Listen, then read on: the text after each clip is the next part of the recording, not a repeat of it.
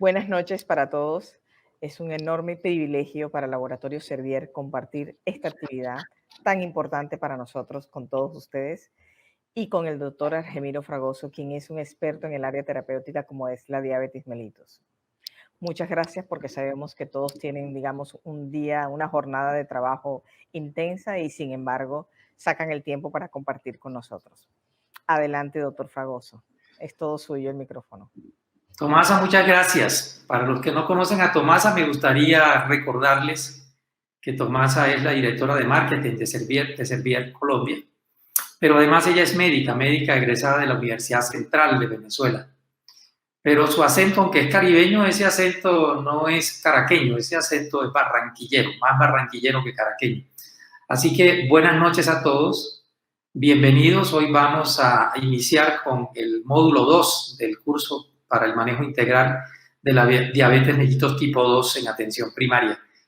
Entonces quisiera recordarles un poquito para hacer el enlace con el módulo anterior, que más que un problema epidémico, hemos hablado de más de 650 millones de diabéticos en este momento a nivel global, con una prevalencia estimada para la población colombiana de alrededor del 7%, vale decir que se calcula que en Colombia debe haber alrededor de 3 millones a 3 millones y medio de diabéticos, de los cuales alrededor del 40% de ellos desconocen que tienen diabetes. Pero más allá de eso, quisiera recordarles esta noche que en realidad el problema de la diabetes es que tiene un enorme impacto clínico en el sentido de que suele cursar con una serie de complicaciones, no solamente a nivel macrovascular, sino también a nivel microvascular, y que eso genera un alto impacto no solamente a nivel individual, a nivel digamos, de los grupos familiares y sociales, sino que también tiene un enorme impacto en los sistemas sanitarios.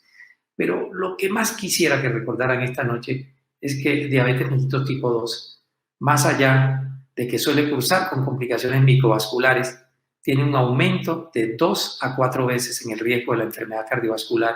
Y como dije en la reunión anterior, tenemos que enfocar el manejo de la diabetes como si se tratara de un paciente de prevención secundaria. De nuevo, quisiera recordarles el octeto ominoso del doctor Valdefronso, pero también quisiera insistir que los 3 hechos fisiopatológicos centrales de la diabetes tipo 2 en cuanto a la fisiopatología son una disminución de la secreción de insulina, una disminución de la captación periférica de glucosa, principalmente el músculo, y obviamente un aumento en la producción hepática de glucosa mediado por insulinoresistencia a nivel del tejido hepático y efectivamente por un proceso de gluconeogénesis que suele aumentar la glucosa plasmática de ayunas y que a su vez suele correlacionar con el aumento en la producción hepática de glucosa. Pero si yo tuviera que pedirles a ustedes que recuerden un hecho fisiopatológico central de la diabetes tipo 2, quisiera recordarles que aún en condiciones de insulinoresistencia constantes, como ven ustedes aquí, en realidad lo que la diabetes comporta es una disfunción progresiva de la célula beta, por ahora irreversible, y como seguramente les dije en la reunión anterior, esta disfunción de la célula beta es por ahora no solamente irreversible, sino que es la que marca, digamos, la progresión de la enfermedad. Y es lo que les tiene que hacer entender a ustedes que en algún momento nosotros iniciamos con cambios terapéuticos en el estilo de vida, léase dieta, léase ejercicio, un agente oral, 2 agentes oral, pero tarde que temprano en estos pacientes terminamos haciendo combinaciones no solamente de múltiples agentes orales, sino de tratamientos inyectables, entre ellos los agonistas del receptor del GLP-1 y por supuesto las insulinas. Eso lo vamos a desarrollar en el módulo 3 y en el módulo 4 de este curso. Y también me gustaría recordarles los criterios diagnósticos para diabetes mellitus tipo 2. Y quiero hacer de pronto énfasis en 2 cosas. Estos criterios tienen que ser siempre confirmados. Se pueden confirmar con la misma prueba o con una segunda prueba, como explicamos la vez pasada. Pero yo de pronto le diría que si usted tiene un paciente con síntomas clásicos de diabetes, estamos hablando de pérdida de peso, polidipsia, polifagia, visión borrosa, y este paciente tiene una glucosa casual inequívocamente elevada. Voy a poner un ejemplo, un paciente con una glicemia casual de 285. No tiene sentido confirmarla. Ese paciente tiene diabetes. El que ustedes tienen que confirmar es esas pruebas casuales que están cercanas a 200, 204, 212, 218. Pero un paciente que tiene 314 miligramos por ciento de glucosa en una, digamos, medición casual, eventualmente no requiere ninguna confirmación.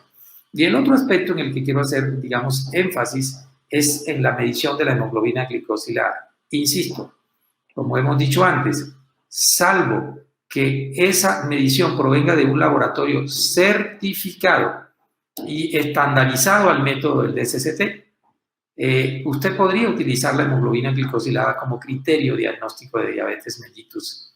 Pero si no provienen de un laboratorio en esas condiciones, yo respetuosamente sugiero que no utilicen la hemoglobina glicosilada como método diagnóstico. Distinto es que si usted tiene un paciente con una glucosa plasmática de 129, por ejemplo, 135, 142, y tiene una hemoglobina glicosilada de 6.5 o de 6.8 o de 7.1 de un laboratorio estandarizado y certificado, pues ese paciente realmente tiene una diabetes mellitus tipo 2. Si estamos hablando con un paciente mayor de 40 años y de las características clínicas que describimos en el primer módulo. De cualquier modo, la sugerencia respetuosa es que no utilicen, digamos, hemoglobina glicosilada como un elemento diagnóstico único y que si yo tuviera que realmente recordarles cuál sería la prueba más simple, más cómoda, que requiere menos tiempo y más barata, pidan una glicemia plasmática de ayuno. Si ese paciente tiene 2 glicemias plasmáticas de ayuno por encima o iguales a 126 miligramos de cilitro, sin duda, ese paciente tiene una diabetes mellitus. También le recordaba la vez pasada la pregunta de que a quién nosotros debemos hacerle una prueba diagnóstica de diabetes o a quién debemos hacerle una prueba de tolerancia oral a la glucosa. Y decíamos que una herramienta básica para hacer esto, más allá de que eventualmente si es un paciente mayor de 40, 45 años, es obeso, es hipertenso, tiene triglicéridos altos o HDL baja, por poner solamente unos ejemplos, tiene indicación, aunque su glucosa plasmática de ayuno sea normal, tiene indicación de una prueba diagnóstica de diabetes, por ejemplo, una prueba de tolerancia oral a la glucosa.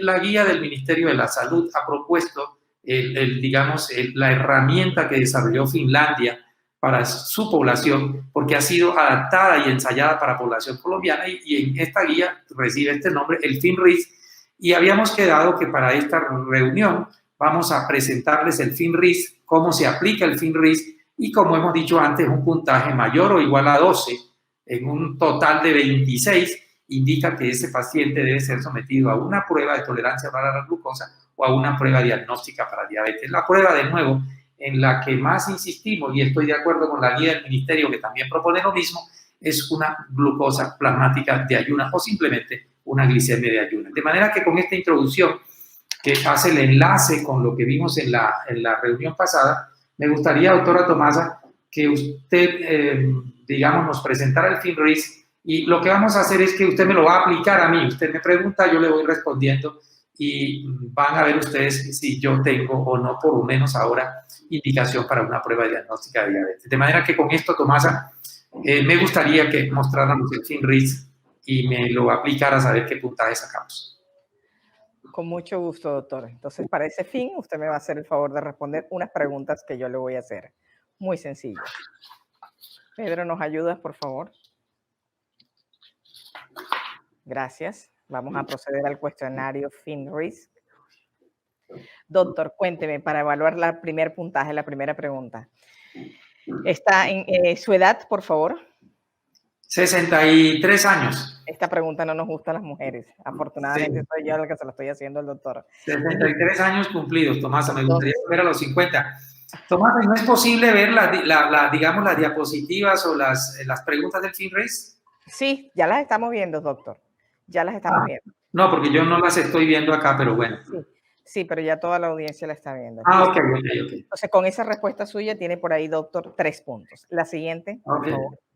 Su índice de masa corporal, doctor, ¿en cuánto está? Antes de eso, Tomasa, me gustaría que el auditorio observara que en la medida en que avanzamos en edad, el puntaje va a ser mayor. No sé si ahí está, si lo alcanzas a mostrar, cuál es el puntaje máximo. Es correcto. Muy buen punto. Por supuesto, el puntaje va de 0 a 4 puntos y a Ok, medida que avanzamos en edad, el puntaje es mayor a llegar al tope. Si somos más de 64 años, va a ser un puntaje máximo en esta pregunta de 4 puntos. ok, entonces yo ya comencé mal, Ya, Tomás. ya usted comenzó no muy bien con 3 puntos, Sí, correcto. Es un sí. factor no modificable. La Ok. siguiente. Listo, ahora vamos índice de masa corporal. Seguimos en lo mismo, a mayor índice de masa corporal, mayor puntaje. Y en este momento, esta pregunta va de 0 a 3 puntos. Cuénteme cuál es su índice de masa corporal, doctor. Mi índice de masa corporal está en este momento en 23,8, Tomás. No, lo felicito. Entonces, por aquí estamos 23,8. con 0 puntos. Muy Sí, bien, ahí voy bien. ahí va muy bien. Adelante, la Ahí siguiente. estuve bien. Vamos a ver si aquí seguimos bien. Perímetro de cintura, doctor. En los hombres, igual o mayor de 94. Sí. Tiene un puntaje y en las mujeres igual o mayor de 90. Mi Tiene perímetro de cintura está en este momento en 86 centímetros, por lo tanto ahí tampoco sumo puntos. excelente, doctor, 0 puntos. En Ah, el caso que hubiese sido mayor de 94 en hombres, sumaba 4 puntos y mayor sí. de 90 en mujeres, 4 puntos. La siguiente, por Y favor, esto es dama. importante, Tomasa. Yo recuerdo haberles mostrado la vez pasada que si uno baja alrededor de un 5% a 10% del peso, se pierde hasta un 30% de masa visceral. De manera que es importante el control del peso porque reducimos la masa visceral que además condiciona más insulinoresistencia y mayor riesgo de diabetes. Excelente comentario, doctor. La siguiente pregunta. Ahora bien, muy sincero como hasta ahora, ¿realiza habitualmente por lo menos 30 minutos de actividad física en Sí. su trabajo, en su tiempo libre? 5 veces a la semana en una elíptica es lo que más hago todos los días aquí en Bogotá. Excelente, entonces seguimos con 0 puntos. Bien. Si la pregunta hubiese sido negativa, le tenía que sumar 2 puntos. En la siguiente, ¿con qué frecuencia, doctor, come verduras o frutas? ¿Todos los días Todos o los días de Dios, sí, sí, verduras y ex- frutas. excelente? Otra cosa aprovecho para decir, cuando ahí dice verduras, esa no es una palabra exactamente técnica, la palabra técnica sería más bien vegetales, pero todo el mundo, digamos, son como, digamos, sinónimas. Sinónimas, La sinónimas, gente usa más la palabra verduras en la jerga común. correcto. Entonces, vamos muy bien, doctor, porque lleva 0 puntos. La No, siguiente. llevo 3. No, no, en Ah, esta ok. pregunta se ganó 0, exacto. ¿Toma medicación para la hipertensión regularmente? NO no por ahora. Muy bien, entonces 0 puntos nuevamente. Si hubiese sido sí, le tenía que haber sumado 2 puntos. La siguiente. ¿Ha encontrado alguna vez, le han encontrado en algún examen casual valores de glucosa altos? No. Muy bien, lo felicito. 0 puntos. En el caso que hubiese sido positiva esta respuesta, tendría que haberle sumado 5 puntos. Como ve, esta pregunta tiene un puntaje bastante alto. Obviamente está relacionada directamente con los niveles de glucosa en sangre. Glucosa en sangre. Y la última pregunta, que no menos importante, ¿se le ha diagnosticado diabetes a alguno de sus familiares? Sí, mi madre fue diabética y eso me da un puntaje creo que alto ahí. Sí, si su madre fue diabética, le da un puntaje de 5 puntos, pero doctor, para buena noticia suya, esto da un total de 8 puntos, lo que quiere decir que usted tiene un bajo riesgo de padecer diabetes o de alguna anormalidad de regulación de la glucosa, porque como usted muy bien dijo, este test, el FinRisk, con el valor de 12 o mayor de 12 es cuando ya tenemos una alta probabilidad de ese paciente de tener diabetes u otra anormalidad de la regulación de glucosa. Muchísimas gracias y lo felicito porque tiene bajo riesgo. Y por ahora, muchísimas gracias, Tomasa, pero yo también quiero hacer un comentario para mis colegas. Primero, quiero creer que a todos les queda más o menos claro que esto es más que una herramienta que nos orienta a qué pacientes en un momento dado tenemos que hacerle una prueba. Pero también vean ustedes que ahí hay factores no modificables y hay factores modificables. Y en consonancia con lo que dijimos en toda la presentación anterior, recuerden que el factor medioambiental más importante que promueve la diabetes, aún en pacientes que tienen antecedentes, digamos, primera, digamos, iba a decir, ya me enredé yo con esto, Línea, tienen primera antecedentes familiares de primer grado, de primer grado. diabetes, como es el caso mío, eso no lo podemos modificar, pero claramente nosotros sí podemos actuar sobre otras cosas, tener un estilo de vida saludable, hacer actividad física regular, consumir frutas regularmente, consumir vegetales y por supuesto mantenerse delgado. Lo más importante, como vamos a ver ahora en prediabetes, es el control del peso. Eso es importante. Gracias, doctor. Ok. Entonces, visto esto, para la audiencia vamos a comenzar con la presentación de hoy. Y antes de eso, me gustaría recordarles que la Asociación Americana de Diabetes y la Asociación Europea para el Estudio de Diabetes publican conjuntamente, los americanos aquí en Diabetes Care, los europeos en diabetología, todos los años, digamos, los estándares de cuidado médico para los pacientes con diabetes. Lo publican en el suplemento de Diabetes Care o en los suplementos de diabetología casi siempre 2 o 3 semanas antes de que se cierre el año para el año siguiente. Y quiero comentarles que ya, digamos, eso está publicado. Aquí les estoy mostrando, digamos, el facsimil de la Diabetes Care, suplemento 1. Cualquiera de ustedes puede acceder a eso porque es absolutamente gratuito, no requiere contraseñas y pueden, digamos, mantenerse, digamos, informados de esto. Y muchas de las cosas que vamos a comentar en adelante en relación con este curso, digamos, toman en cuenta las recomendaciones actualizadas de Diabetes Care o de diabetología. Con esto en mente, entonces, ¿qué vamos a hacer en esta reunión? Lo que vamos a hacer en esta reunión es darles una visión muy global sobre las medidas no farmacológicas y generales que nosotros tenemos en cuenta para el manejo del paciente con diabetes tipo 2. Esas medidas no farmacológicas y generales son puntualmente lo que tiene que ver con dieta, lo que tiene que ver con ejercicio, lo que tiene que ver con educación diabetológica y tal vez con el apoyo de todo lo que es el grupo de salud mental.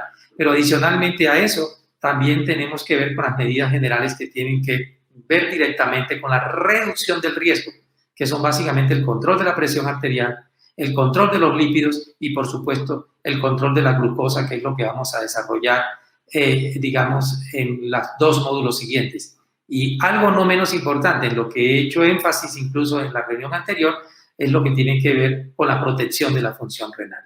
De manera que estas recomendaciones ustedes las pueden encontrar en la guía de ALAD y van a encontrar también las recomendaciones que tienen que ver específicamente con terapia médica nutricional. Si ustedes quieren, les puedo decir el patrón, digamos, alimentario de ese paciente o al que tenemos que, digamos, dirigir ese paciente. Lo van a encontrar ustedes en una publicación tipo review de la ADA y de la EASD publicada en Diabetes Care del año anterior. También van a encontrar un resumen de esta misma presentación en las recomendaciones para el 2021, en lo que tiene que ver con lo que es el apoyo biopsicosocial de este tipo de pacientes y el apoyo nutricional. Entonces, si nosotros quisiéramos hablar de medidas farmacológicas y medidas no farmacológicas específicamente, lo que tiene que ver con la terapia médica nutricional, lo primero que quiero recordarles es que es importante que tengan en cuenta que todo paciente con diabetes tipo 2 debe ser sometido a educación diabetológica. Lo ideal es que esta educación diabetológica sea hecha por un team, por un equipo, digamos, entrenado en educación diabetológica, donde básicamente se orienta la educación para que este paciente sea capaz de empoderarse de su enfermedad, vale decir, la educación va orientada al proceso del autocuidado. No solamente en entender qué es la patología, en entender cómo él debe prevenir y o enfrentar las complicaciones que eventualmente se presenten, sino que eventualmente pueda, digamos, tomar medidas, digamos, independientes para que pueda alcanzar no solamente las metas de buen control glicémico, sino las metas de control lipídico, las metas de control, digamos, de presión arterial, y el paciente pueda eventualmente, digamos, reducir el riesgo de la aparición y o progresión de las complicaciones crónicas. Este paciente debe ser entonces educado, pero debe orientarse esa educación sobre todo al autocuidado. Ahora, la otra cosa es en qué momento es más importante tal vez hacer educación. Bueno, cuando se hace el diagnóstico, ahí el paciente probablemente esté bien motivado. En la revisión anual o cuando el paciente se sale de metas o eventualmente se presentan complicaciones. En esas 4 circunstancias probablemente sean los mejores momentos donde el paciente eventualmente esté más asequible o más motivado a recibir educación diabetológica. Ahora, en relación con el plan nutricional, esto no es tan simple, pero tampoco es tan complejo. O sea, ni tanto que queme al santo, ni tampoco que no lo alumbre, como decía la abuela. Porque inmediatamente el paciente se entera o le hacen el diagnóstico de diabetes. La gran pregunta que él se hace es: ¿y ahora qué voy a comer? Y realmente alrededor de esto ahí se han construido una serie de mitos y de falacias que son construidas por nosotros mismos, los médicos, y por los pacientes también, y por supuesto por el mismo grupo de personas que se dedican a apoyar a estos pacientes en lo que es el plan o los procesos alimentarios saludables para este tipo de pacientes. Sí es deseable que este tipo de paciente sea orientado y sea apoyado por una nutricionista y que esa nutricionista tenga experiencia en el manejo, digamos, del plan nutricional del paciente con diabetes. Y lo otro que quiero recordarles es que en diabetes es como si fuera una mesa de 4 patas. Una de esas mesas es la educación una de esas patas, perdón, es la educación diabetológica.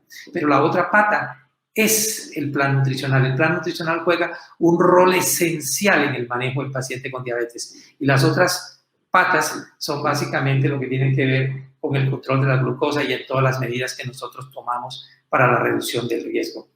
Lo que me gustaría sí recordarles es que en realidad, cuando nosotros planteamos el plan alimentario del paciente diabético, el primer objetivo que tenemos que tener en cuenta es que ese objetivo debe ir orientado a desarrollar en ese paciente un patrón alimentario saludable que vaya dirigido fundamentalmente a que él alcance un buen control glicémico, que se promueva el control de la presión arterial, por supuesto el control de los lípidos y la protección de la función renal. Varios estudios nos muestran cuál es el impacto del plan nutricional, sobre todo cuando es dirigido por una nutricionista entrenada en el manejo de pacientes con diabetes tipo 2. Y digamos que el impacto sobre la hemoglobina glicosilada, específicamente en diabetes tipo 2, se ha fijado en un rango que va en promedio entre 0,3 y 0,5% de hemoglobina glicosilada y 2%. Fíjense ustedes, hasta 2%. Eso depende, por supuesto, de una variable importante que es lo que tiene que ver con la restricción calórica y el manejo del peso, del cual les voy a hablar más adelante. Pero el otro aspecto importante es, digamos, dentro de las metas, es abordar, digamos, el plan alimentario desde una perspectiva que tenga en cuenta las preferencias del paciente, las preferencias personales, sus creencias, su cultura, sus tradiciones, y dentro de esas creencias también coloco a la religión, de manera que es, digamos, tratar de que el paciente se separe de su cultura, de su tradición, de sus creencias, es realmente meter al paciente en una camisa de fuerza. El médico y o la nutricionista que está planteando, digamos, un plan alimentario saludable para su paciente tiene que tener en cuenta esto. Y voy a poner un ejemplo simple. Trate usted, por ejemplo, de quitarle, digamos, la arepa de huevo, como decimos en la costa, a un barranquillero o a un cartagenero. Trate usted de quitarle el suero toyagüey, por ejemplo, a un cordobés. O trate usted de quitarle la arepa de maíz pelado con chicharrón, por ejemplo, a un santanderiano del sur. O trate usted de quitar la costumbre que nosotros vemos en los llanos orientales. Uno va a Villavicencio y ellos se sirven unos desayunos enormes, que tienen caldo, que tienen costillas, que tienen un montón de cosas, y que realmente a uno no se le ocurre desayunar con eso. Cuando quiero decir que la idea es abordar el plan alimentario saludable en este paciente desde la perspectiva, digamos, del paciente y de sus preferencias y necesidades, eso incluye eso. Y lo tercero, dentro de las metas, hay que evitar ser dogmáticos con los pacientes, tratar de darles una visión general, digamos, de cómo se tienen que manejar, que no se convierta eso en otro factor de estrés. Tras de que le decimos tiene diabetes, que en muchas personas genera estrés, lo vamos a meter en una camisa de fuerza donde condicionamos sus planes alimentarios más allá de sus creencias, más allá de sus tradiciones, más allá de sus preferencias. Eso no lo deberíamos hacer y realmente solo se justifica limitar un nutriente en el caso de que haya una evidencia científica sólida que justifique, digamos, asumir ese tipo de conductas. En realidad, eso es lo importante. Ahora, un elemento importante dentro de los planes alimentarios saludables, dentro de un plan alimentario saludable para estos pacientes es la restricción calórica. Yo se lo voy a decir de esta manera. No tenemos un estudio clínico controlado que nos diga qué es lo mejor y qué es lo peor.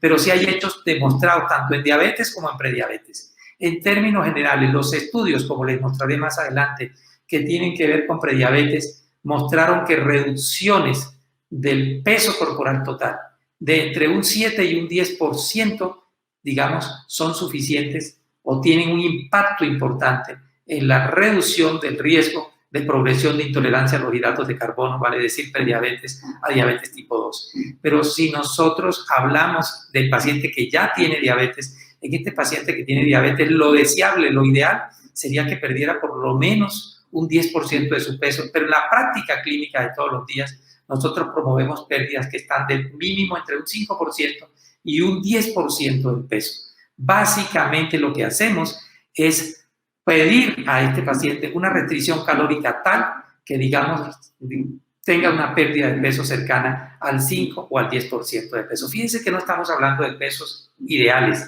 estamos en términos generales hablando de pesos saludables, entendido esto como un peso que puede alcanzar este paciente para que tenga un impacto positivo no solamente sobre su control glicémico, sino sobre su metabolismo, sobre los marcadores de inflamación, sobre la presión arterial, sobre el control de los lípidos y en medida, digamos, más o menos indirecta, sobre la protección renal. Recuerden ustedes que uno de los factores de riesgo asociados a la enfermedad renal crónica y en la diabetes, eso no es una excepción, es la obesidad. Y entonces, ¿de qué estamos hablando? Yo tengo un paciente, por ejemplo, de 1,70 m, pesa 84 kilos. No le voy a pedir a ese paciente que tenga un peso ideal. No le voy a pedir a ese paciente que tiene que llegar a los 65 o a los 70 kilos. Como concepto práctico, y esto es desde mi experiencia personal, lo deseable es que si usted tiene un varón que tiene 1,70 m, lo deseable es que pese alrededor de 70, 75 kilos. Pero si ese señor pesa 84 kilos, no pretenda usted llevarlo en cuestión de 3 o 6 meses a 70 kilos. Lo práctico es que pierda alrededor del 5% del peso corporal que tiene. De manera que si tiene 80 kilos, por ejemplo, con que pierda unos 3 a 5 kilos en los siguientes 6 meses, ese es un buen objetivo, esa es una buena meta y es importante que reconozcan que eso tiene un impacto importante, digamos, sobre el control glicémico y sobre el control metabólico de ese paciente. Ahora, lo deseable es llevarlo a una pérdida del 10%.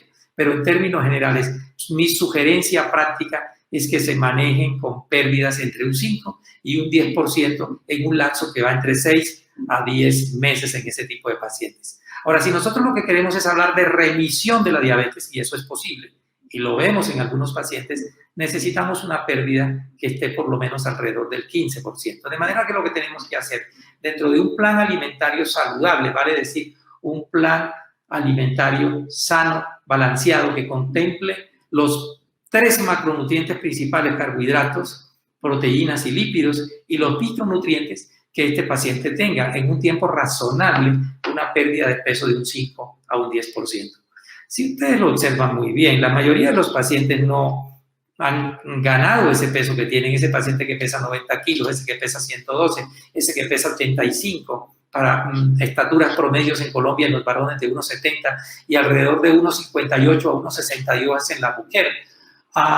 No han ganado ese peso en 3 meses, ni en 6 meses, ni en 2 años, llevan años ganando peso. Por lo tanto, lo otro que también pretendemos es que la reducción de peso sea gradual. No promuevo ni justifico las pérdidas de pesos masivas en tiempo breve, porque esos pacientes que pierden peso rápidamente reganan el peso tan rápido como lo perdieron. Por supuesto, nosotros tenemos casos extremos donde la cuestión nutricional no es suficiente. Tenemos también que echar a veces mano del ejercicio de alta intensidad. Ya les diré que en los pacientes basta con un ejercicio de mediana intensidad, pero en algunos pacientes también tenemos que echar mano de la cirugía bariátrica, que ya eso es otro tema que no hace parte de este curso. Ahora bien, cuando nosotros contemplamos un plan alimentario sano y balanceado para este tipo de pacientes, tenemos que tener en cuenta los macronutrientes. La pregunta es, ¿cuál es el porcentaje de macronutrientes en relación con los carbohidratos, las grasas y las proteínas en el paciente con diabetes? Les voy a dar una respuesta que probablemente los sorprenderá. No tenemos una evidencia, digamos, sólida que nos diga a nosotros que debemos darle a los pacientes X porcentaje de carbohidratos, X porcentaje de grasas o X porcentaje de proteínas. Tenemos muchos estudios que nos dan cifras que realmente son muy distintas, pero que todas en mayor o menor medida tienen un impacto positivo sobre el control glicémico y metabólico de los pacientes. En relación con los carbohidratos, encontramos en la literatura recomendaciones que van desde un 40 hasta casi un 65%. Mi recomendación práctica es que un plan alimentario saludable, desde mi experiencia personal, desde el punto de vista carbohidratos, es que estos pacientes se manejen con rangos que estén entre un 50 y un 60% del valor calórico total. Vale decir que si a ese paciente le ponemos un plan alimentario de 1.800 calorías o de 1.400 calorías, etcétera, el 50 a 60% deben ser hidratos de carbono y preferencialmente hidratos de carbono de absorción lenta.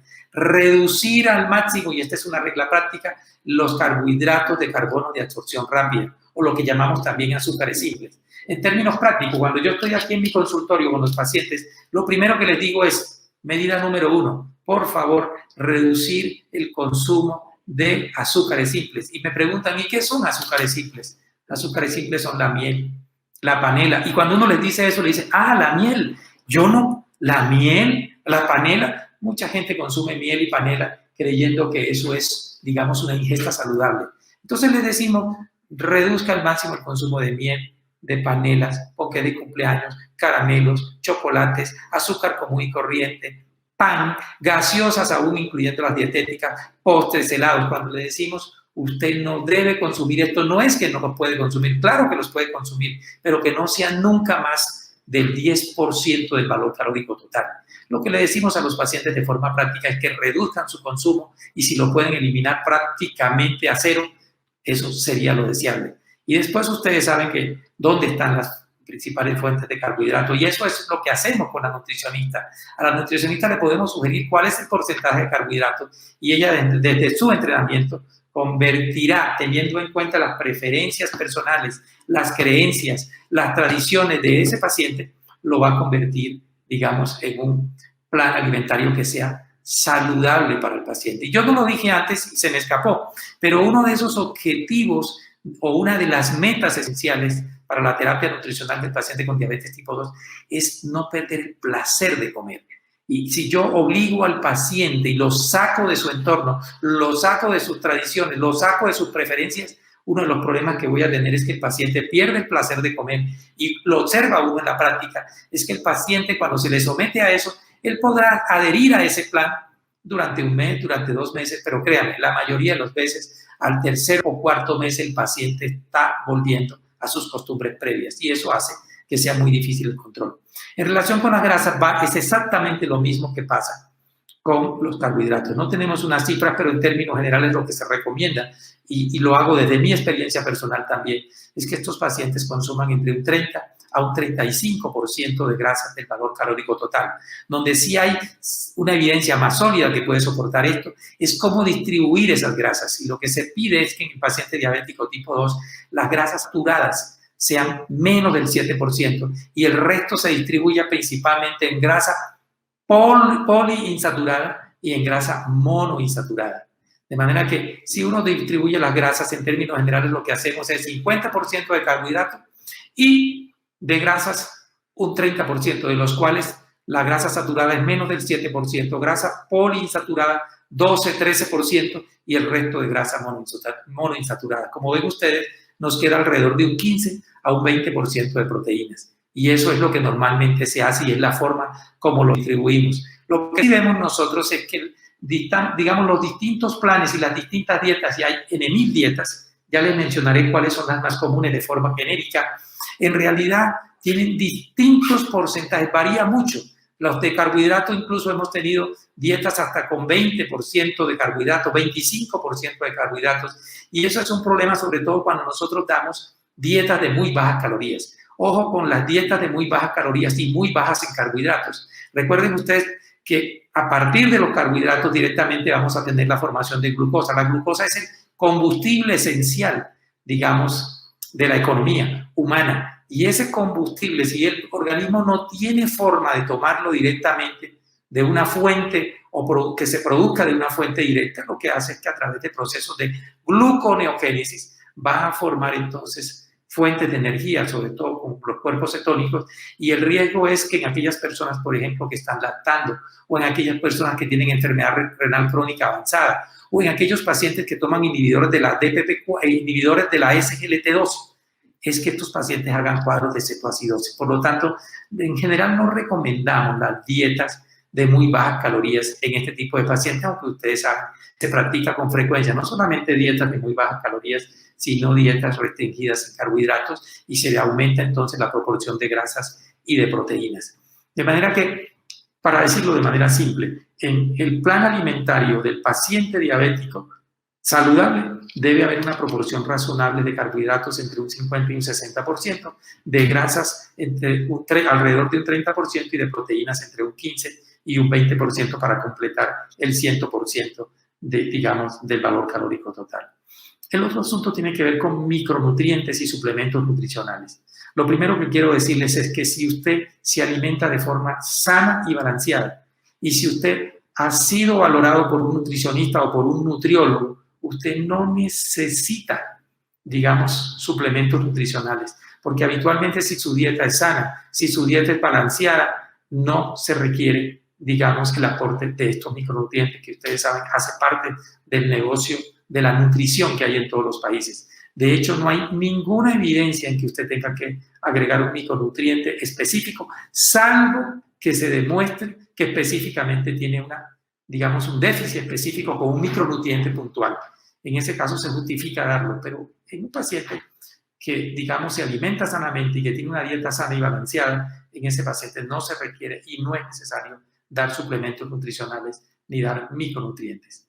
En relación con el sodio, es claro, y sobre todo si el paciente es hipertenso, que ese es un componente importante en el manejo, sobre todo del control de la presión. En términos generales, si lo hablamos en miligramos de sodio, nosotros recomendamos, y es la recomendación global, y ahí sí hay un acuerdo, es que estos pacientes no reciban más de 2.300 miligramos de sodio. Esto es más o menos de forma práctica alrededor de una cucharadita de sal.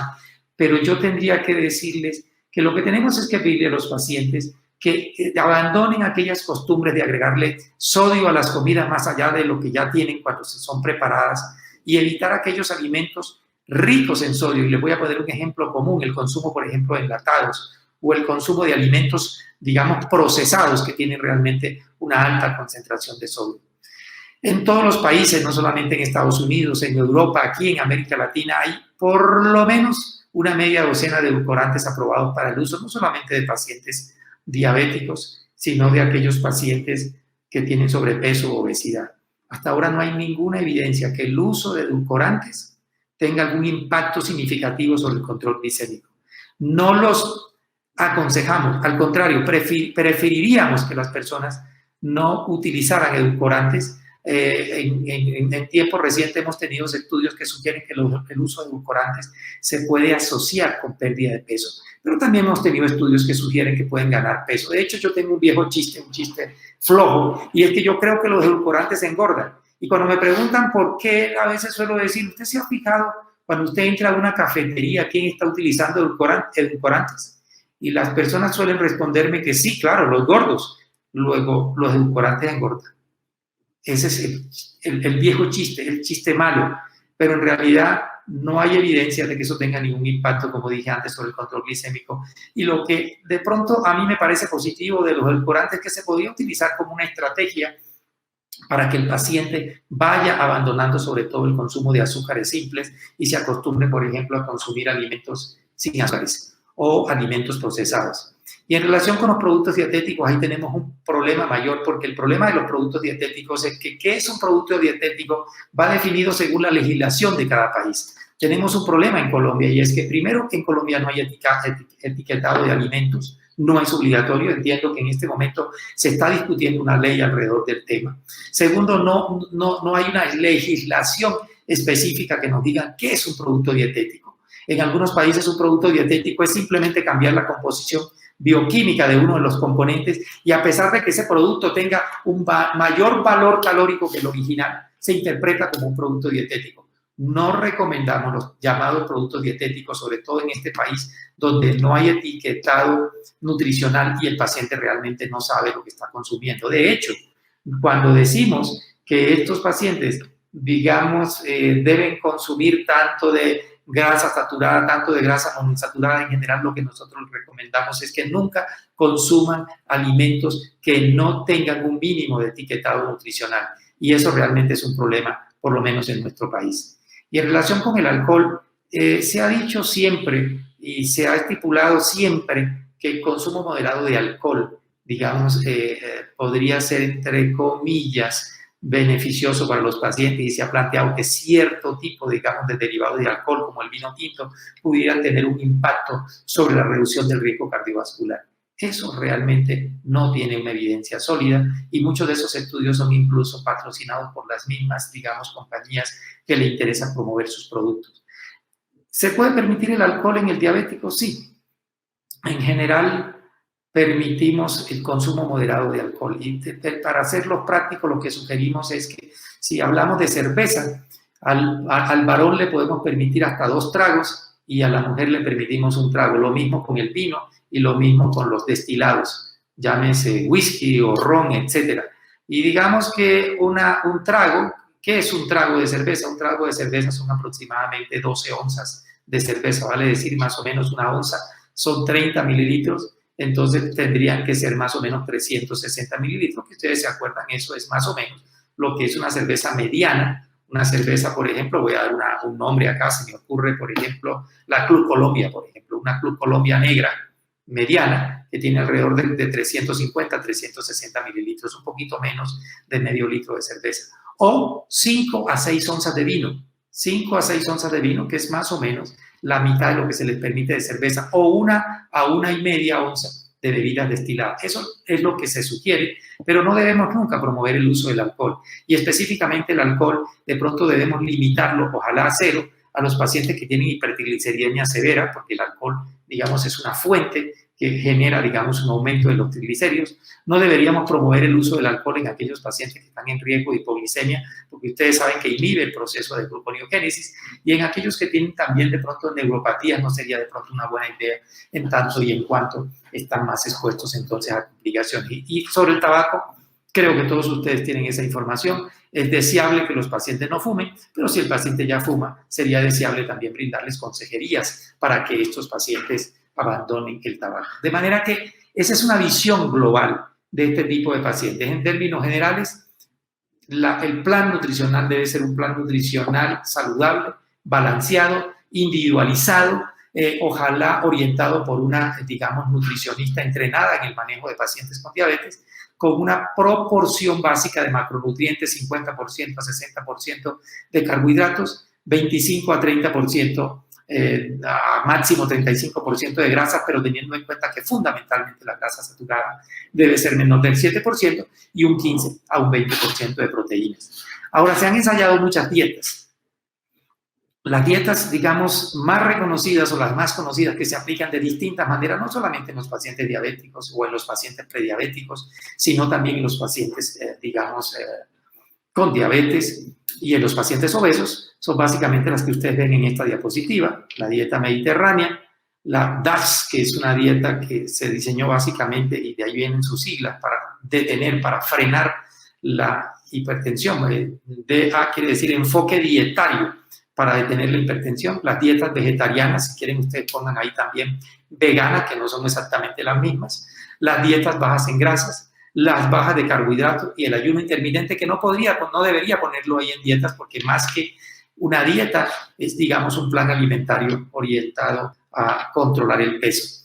La dieta mediterránea, como ustedes saben, es una dieta que está enfocada principalmente, digamos, en el uso de vegetales, frutas, digamos, alimentos de origen marinos y un bajo consumo de carnes rojas, y asociada también al aceite de oliva, habitualmente extra virgen, y por supuesto al uso, digamos, al uso también o combinación con nueces o con frutos secos. En tanto que la dieta DAS es una dieta baja en grasa, que reduce drásticamente, digamos, lo que tiene que ver con el sodio, pero también tiene componentes de la dieta mediterránea, sobre todo los vegetales y las frutas. La dieta vegetariana, como su nombre lo dice, es esencialmente una dieta en base a vegetales, pero uno de los problemas que tiene esta dieta, el porcentaje, digamos, de hidrato de carbono tranquilamente, en la mayoría de los casos, puede superar el 60%, y para algunos pacientes de pronto no es tan conveniente. Y las dietas bajas en grasa habitualmente son dietas por debajo de 30% del valor calórico total, 25% que son dietas de muy difícil, digamos, ingesta, cuesta realmente con una dieta debajo del 30% de la proporción de grasas, digamos, consumirla. Y finalmente las dietas bajas de carbohidratos, que son dietas habitualmente que tienen hasta un 30% o menos del valor calórico total.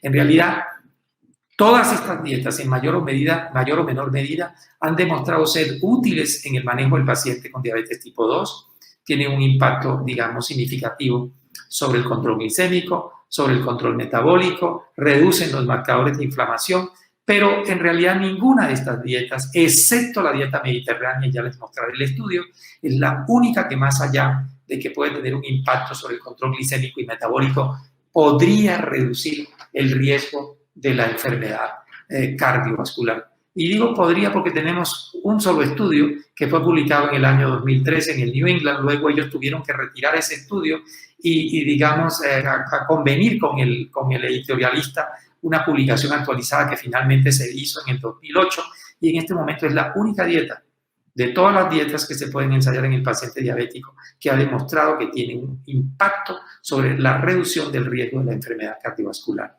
El ayuno intermitente es digamos, un enfoque interesante, como seguramente ustedes conocen. De lo que se trata es de, digamos, seleccionar ciertos días dentro del plan alimentario donde usted reduce drásticamente la ingesta calórica, pero sobre todo permanecer en ayunos un lapso superior a las 12 horas, con lo cual usted lo que está haciendo allí es poner en marcha el proceso de gluconeogénesis que implica que tanto las grasas como las proteínas se pueden romper, o sea, hay proteólisis, hay lipólisis y hay un proceso de gluconeogénesis interesante, pero hasta ahora la mayoría de estos estudios y lo que conocemos de los ayunos intermitentes provienen de los estudios en modelos animales. Los estudios que se han hecho en humanos son estudios pequeños, con un, digamos, bajo volumen de pacientes y por tiempo breve. Por lo tanto, todavía no tenemos, digamos, una valoración sólida sobre qué significa el ayuno intermitente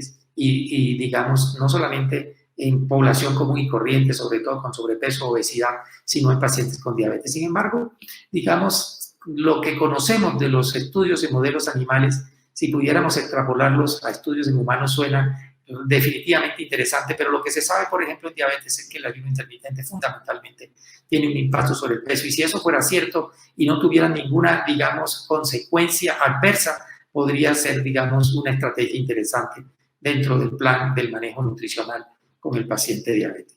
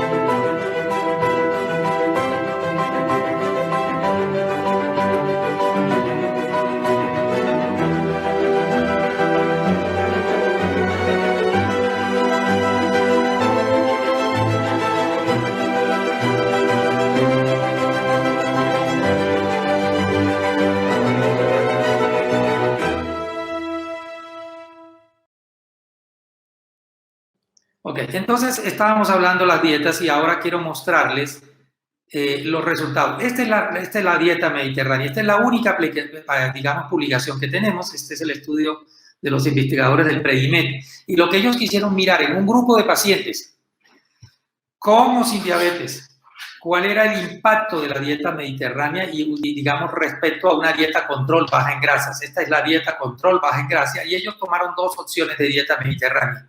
Una dieta mediterránea asociada, por ejemplo, con frutos secos y una dieta mediterránea asociada con aceite de oliva extra virgen. Por eso dice, por sus siglas en inglés. Y miren ustedes la diferencia, independientemente de si fue una dieta, digamos, asociada con aceite de oliva extra virgen o nueces o frutos secos, observen ustedes que hubo una diferencia estadísticamente significativa. Aquí está la relación, no pasa el 1, digamos, cercana al 30% de reducción en el riesgo de eventos cardiovasculares. Como punto primario final, ustedes pueden ver ahí infarto al miocardio agudo, accidente cerebrovascular o muerte, digamos, de causa cardiovascular.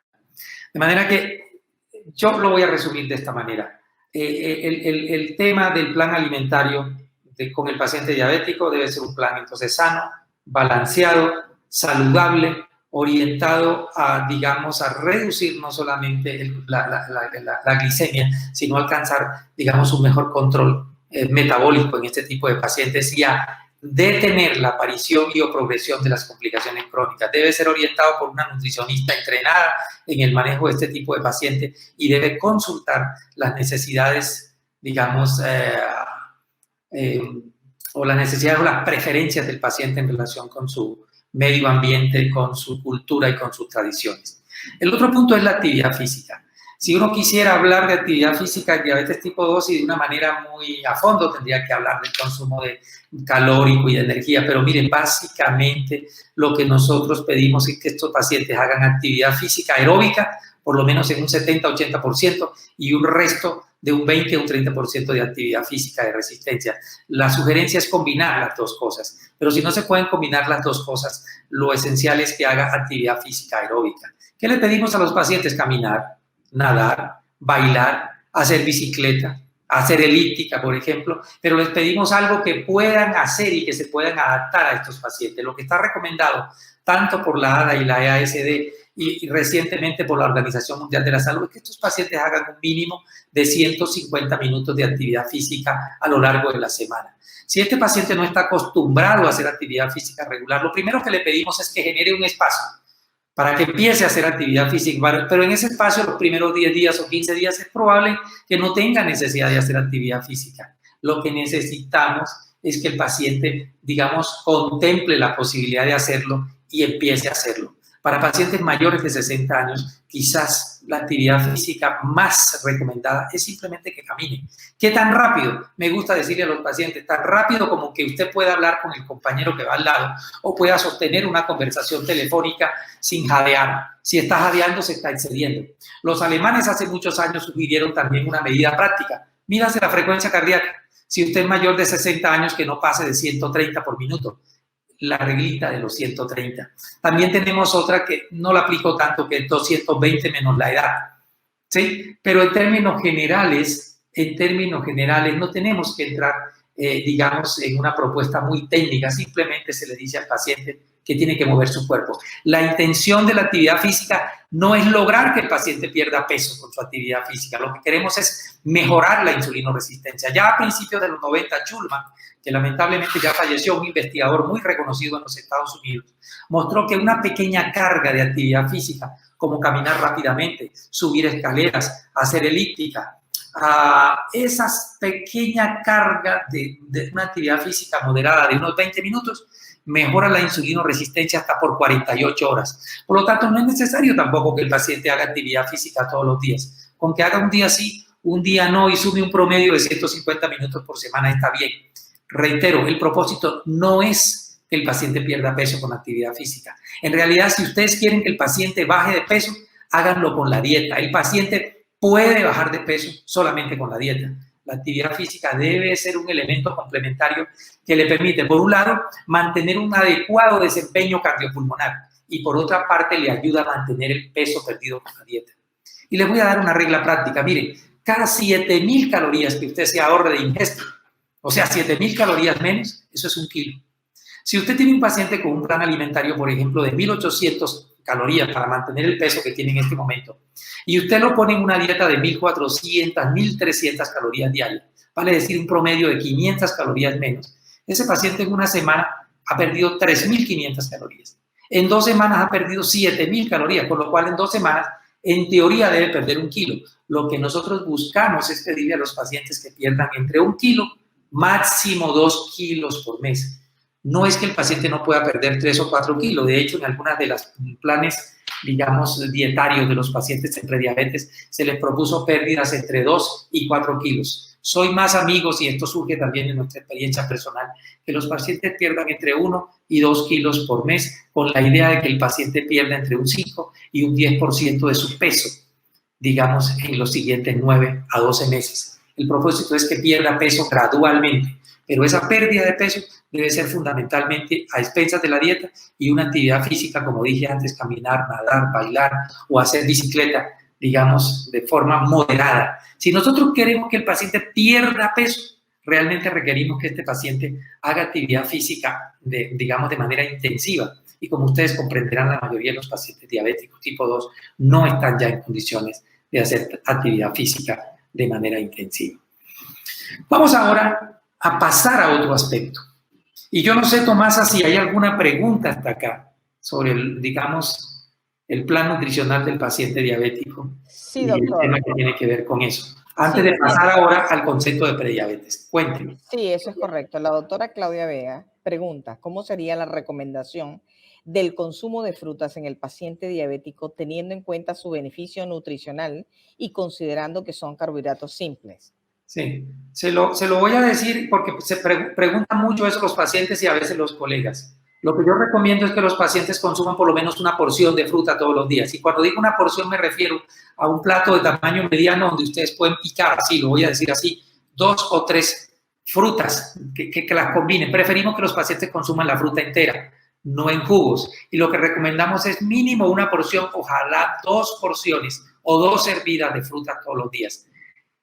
Surge a veces la pregunta, ¿pero qué frutas? Todas sí, el paciente diabético puede consumir cualquier fruta. Lo que pasa es que también tienen que entender que hay algunas frutas que aportan, digamos, tienen un índice glicémico más alto y otras frutas que aportan un valor calórico mayor. Voy a poner un ejemplo. En este momento no tengo la cifra exacta que se me escapa, pero si yo tomo 100 gramos de manzana, 100 gramos de manzana te aporta menos calorías que si yo, por ejemplo, le doy 100 gramos de banana. Entonces, no se trata de que el paciente no coma banana, simplemente que sabemos que la banana o el mango de azúcar, por decir algo, aporta más calorías. Por lo tanto, en este paciente lo que tenemos es que decirle, bueno, la banana cómela con más moderación y sírvete, por ejemplo, más manzanas o más peras.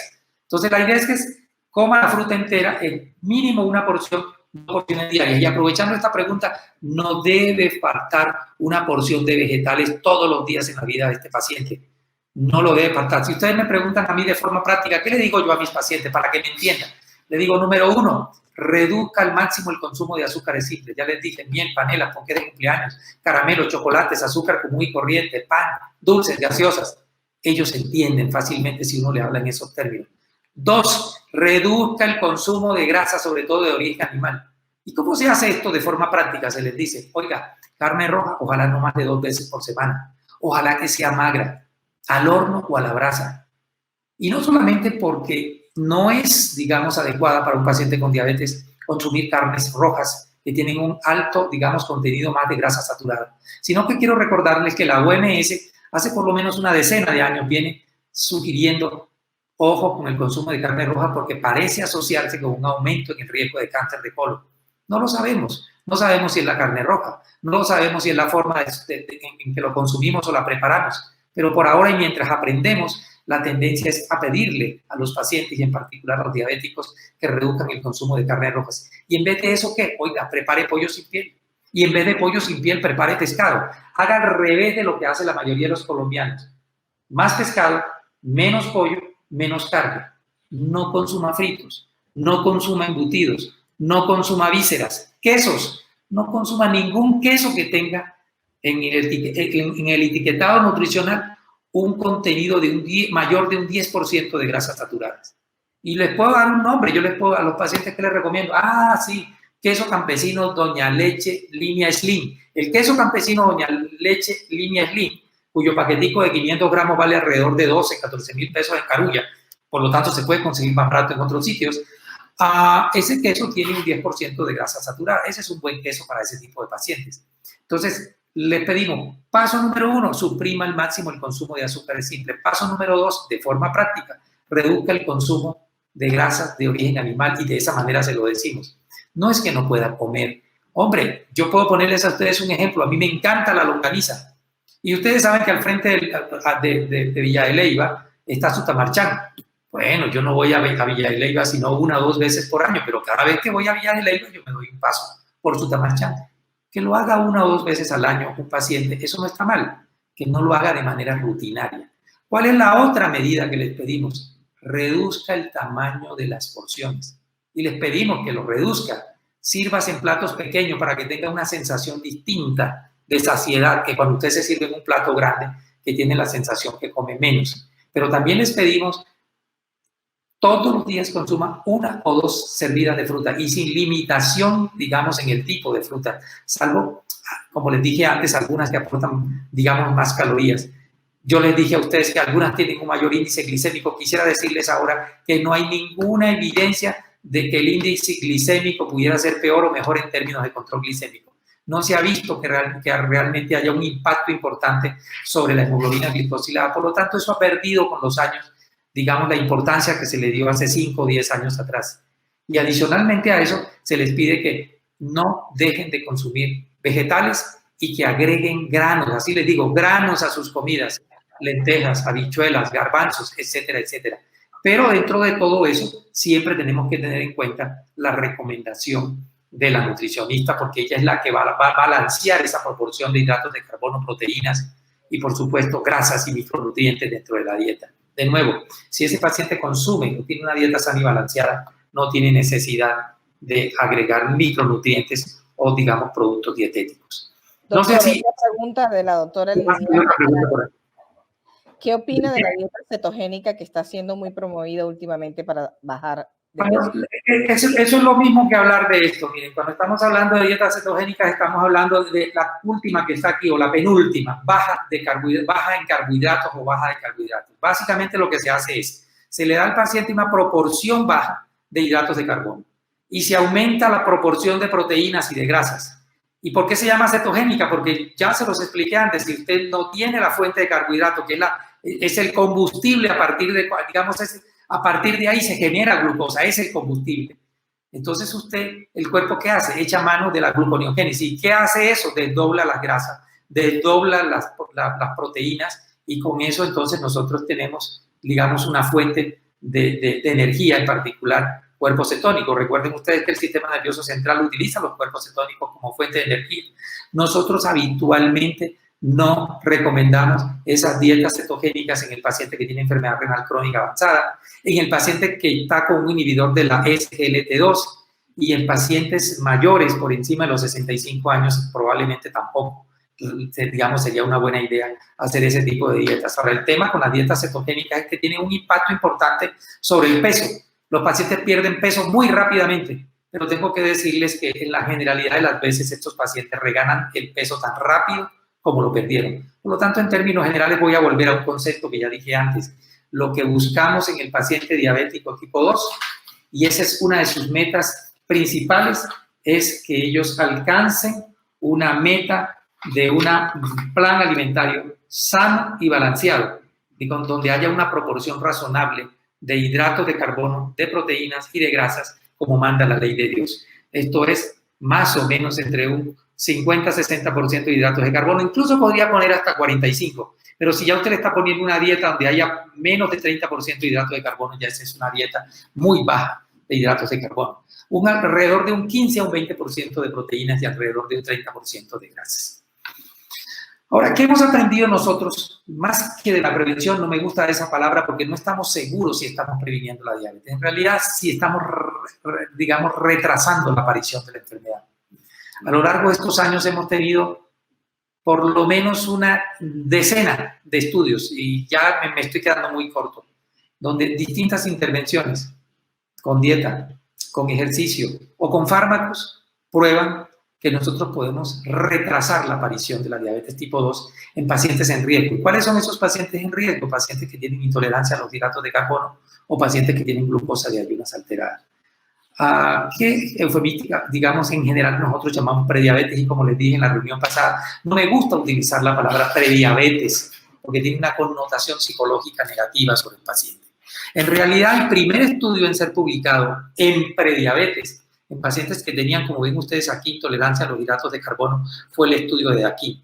En este estudio, para hacerle breve, es un estudio liderado por 2 epidemiólogos americanos, pero por supuesto, digamos, apoyado por un grupo de colegas chinos. Se desarrolló en la China y básicamente se propusieron 3 brazos. Pacientes que fueron sometidos a un plan alimentario más restringido, dieta, pacientes a los que se les promovió la actividad física y pacientes en los cuales se promovieron las 2 cosas, dieta más ejercicio. Entonces, era dieta por un lado, un brazo, dieta más ejercicio por otra parte, y otro brazo que simplemente era ejercicio. Entonces, ejercicio, dieta y dieta más ejercicio comparado con un grupo control. Este estudio fue publicado en 1997 en la revista Diabetes Care, y lo que mostró es que frente a un, digamos, grupo control, los pacientes con intolerancia a los hidratos de carbono, bien sea sometidos a dieta o bien sea sometidos a ejercicio o bien sea sometido a dieta y ejercicio, tuvieron una reducción en el riesgo de progresar a diabetes tipo 2 bajo, digamos, respecto al control de alrededor de un 40%. Ahí hubo unas por debajo del 40% y otras llegaron al 46%. Pero casi 4 años más tarde, en el New England Journal of Medicine se publica este estudio, que fue el estudio finlandés, digamos, del impacto de los cambios en el estilo de vida, léase dieta y ejercicio, en pacientes también con intolerancia a los hidratos de carbono. Lo que mostró este estudio en su momento es que en pacientes con intolerancia a los hidratos de carbono, cambios en la dieta y cambios en la actividad física respecto al grupo control reducía el riesgo de progresión a la diabetes tipo 2 en un 58%. En realidad, de este estudio no conocemos el seguimiento, por lo menos no hay datos publicados, pero quizás el estudio que ha utilizado, digamos, como elementos de prevención de la diabetes o retardo de la aparición de la enfermedad, el más largo y del que más conocemos es el estudio de aquí. Tengan en cuenta que acá, básicamente, lo que se utilizó fue dieta, ejercicio o dieta más ejercicio. Ya conocemos, incluso se los mostraré más adelante, los resultados de 30 años después que se cerró el estudio.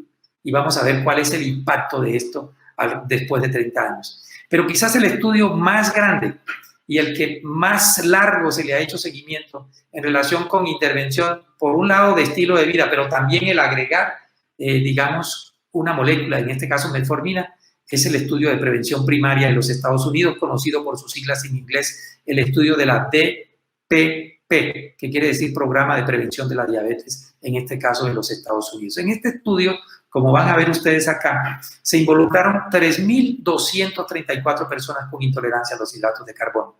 Y fíjense ustedes que aquí se abrieron 3 brazos. El primer brazo, a estos pacientes se les agregó metformina y se les dieron consejos para asumir un estilo de vida saludable.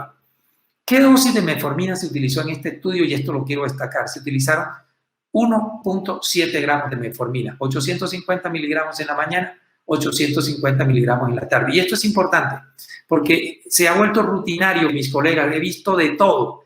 A cualquier paciente que asumen que está con prediabetes o que tiene prediabetes le dan metformina.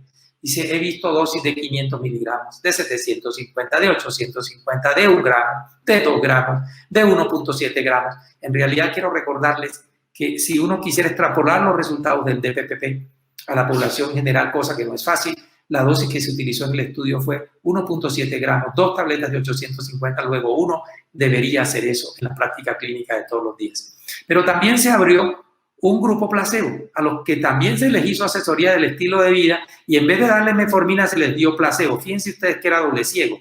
Lo que queríamos era comparar este grupo con este grupo. Y un tercer grupo comparativo fue un grupo al que se les dio, digamos, asesoría para un estilo de vida mucho más sano, y de lo que se quería comparar era qué pasaba con el grupo placebo versus el grupo metformina y el grupo con, digamos, asesoría intensa del estilo de vida. Y fíjense ustedes lo que pasó. Cuando se miró y se detuvo el estudio un año antes, porque el impacto fue francamente positivo, respecto al placebo, la metformina redujo el riesgo de progresión a diabetes en un 31%.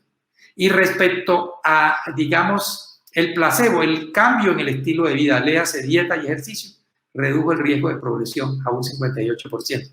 Esto es interesante porque lo que les está mostrando aquí es que el estudio de aquí, en promedio, redujo la progresión en un 40% con dieta y ejercicio. El estudio finlandés mostró una reducción del 58%, pero lo interesante es que también en este estudio, digamos, los cambios intensivos en el estilo de vida redujeron la progresión a diabetes tipo 2 en un 58%, mientras que metformina solo la redujo, aunque decir solo suena como despectivo, en realidad fue significativo, muy importante, una reducción del 31%. Un mensaje o varios mensajes acá. Los cambios en el estilo de vida, por lo menos respecto a metformina, tienen, digamos, parecen tener un impacto mucho más importante.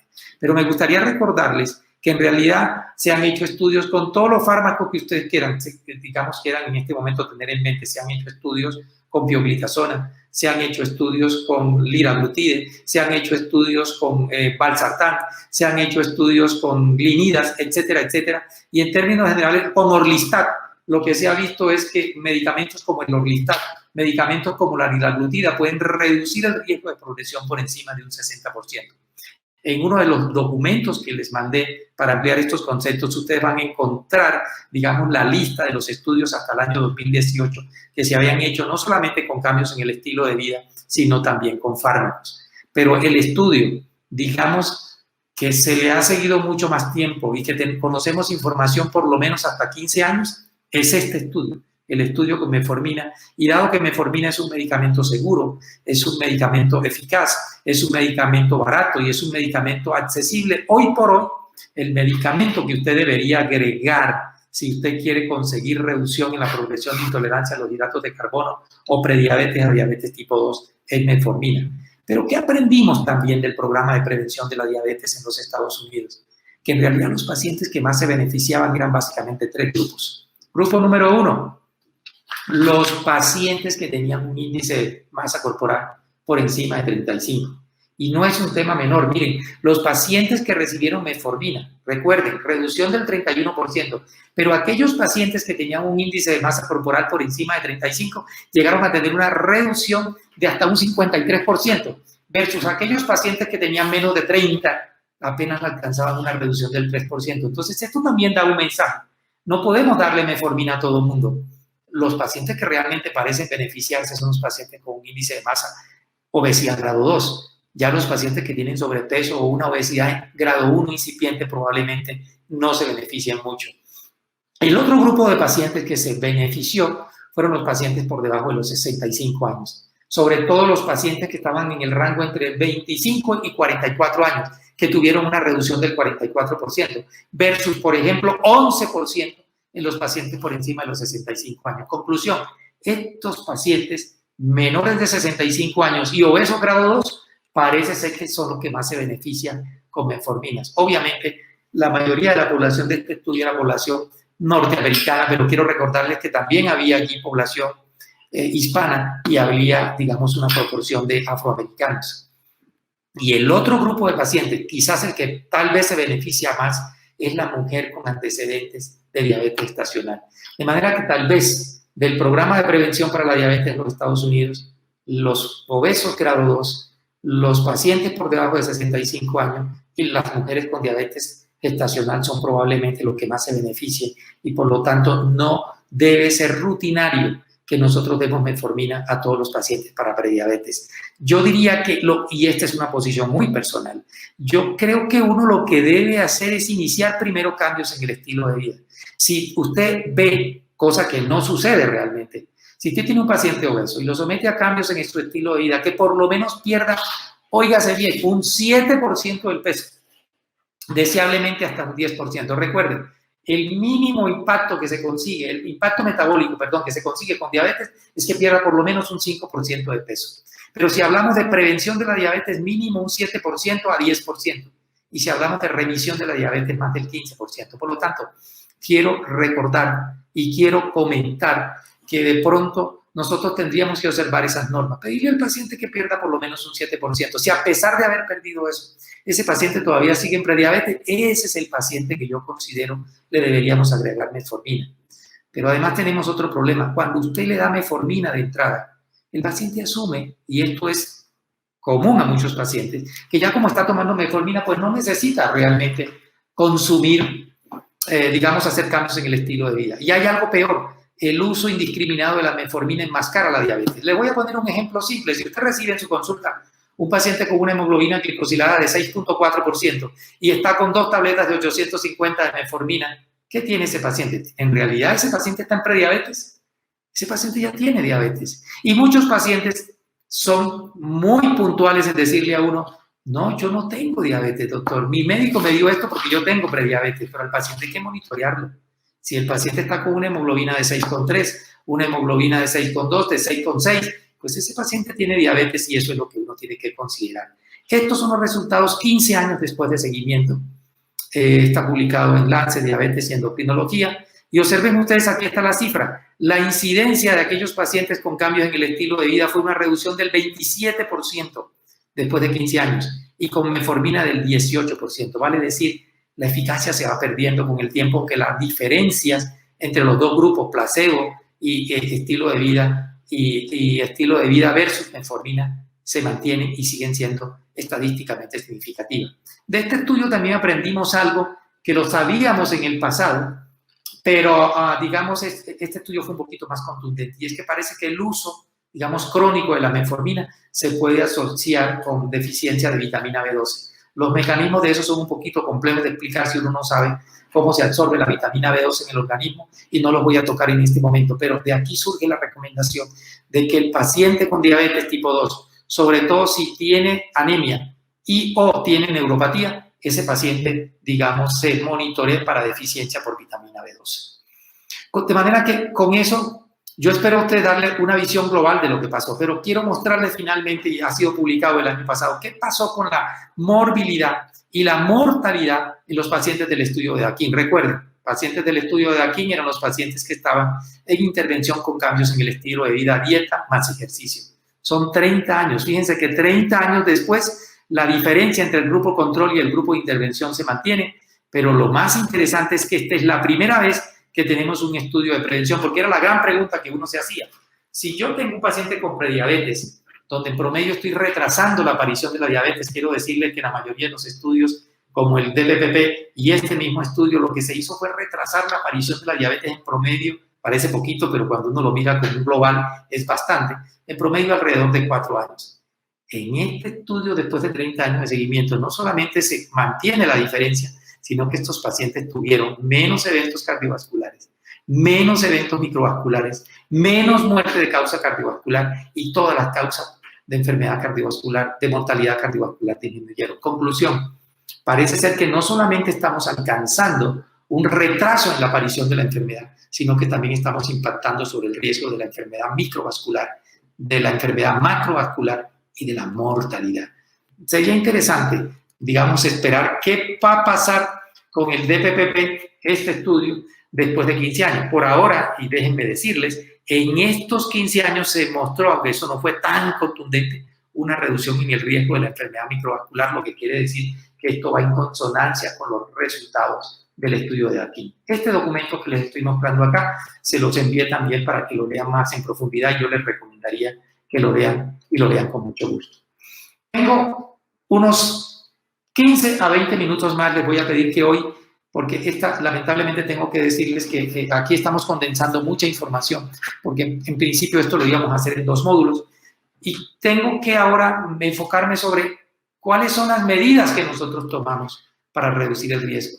Y así como les mostré en el primer módulo que los pacientes con diabetes tienen un alto riesgo de enfermedad cardiovascular, también resulta interesante, y se ha visto en Europa, pero mucho mejor en los Estados Unidos, y es que del 95, del 2000 por acá, el manejo multifactorial de estos pacientes diabéticos realmente ha reducido de forma importante el riesgo de eventos macrovasculares, particularmente el infarto al miocardio y el accidente cerebrovascular. Pero fíjense ustedes, aunque lo ha reducido, como dije en la primera reunión, el infarto agudo al miocardio y el accidente cerebrovascular siguen siendo, digamos, las 2 principales causas de muerte o de morbilidad en los pacientes con diabetes tipo 2.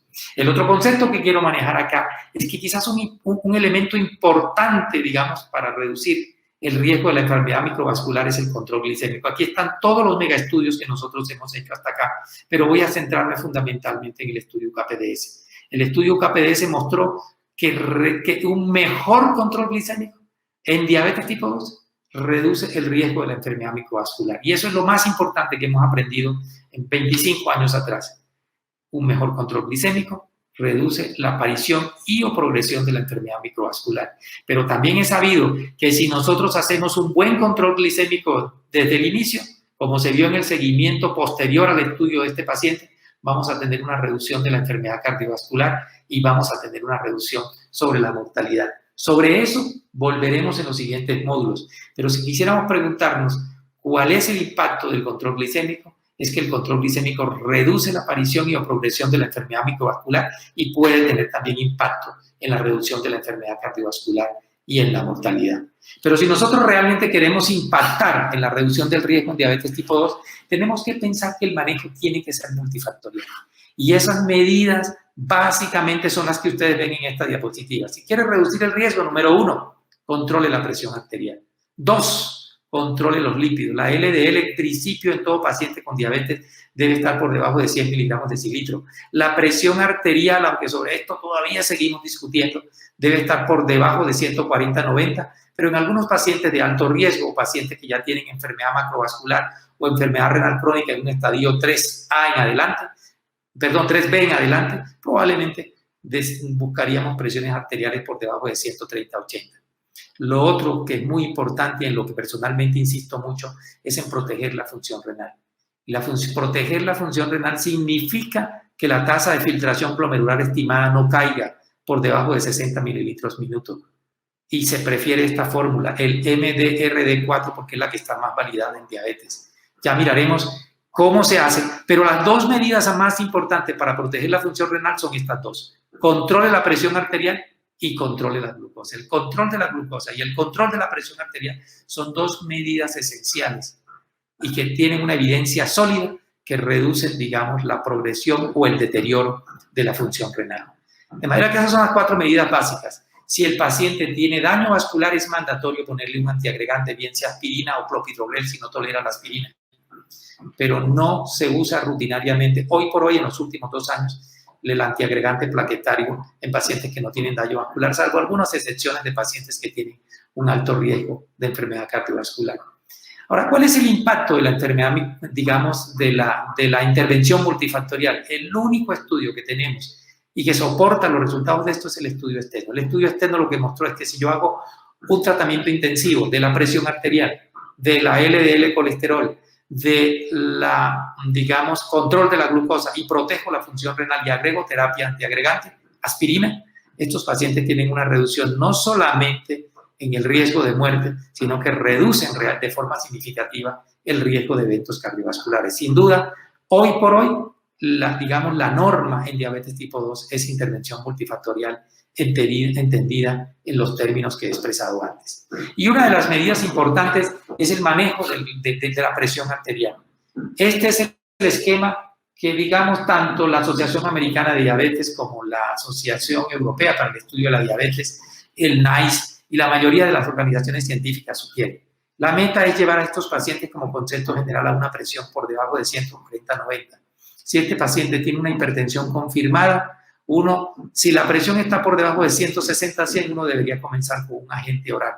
Pero si este paciente tiene una presión arterial por encima de 160-100, deberíamos comenzar realmente con 2 agentes. Ahora, además de eso, cambios en el estilo de vida, sobre todo lo que les dije antes, el control digamos, del sodio, el manejo del sodio.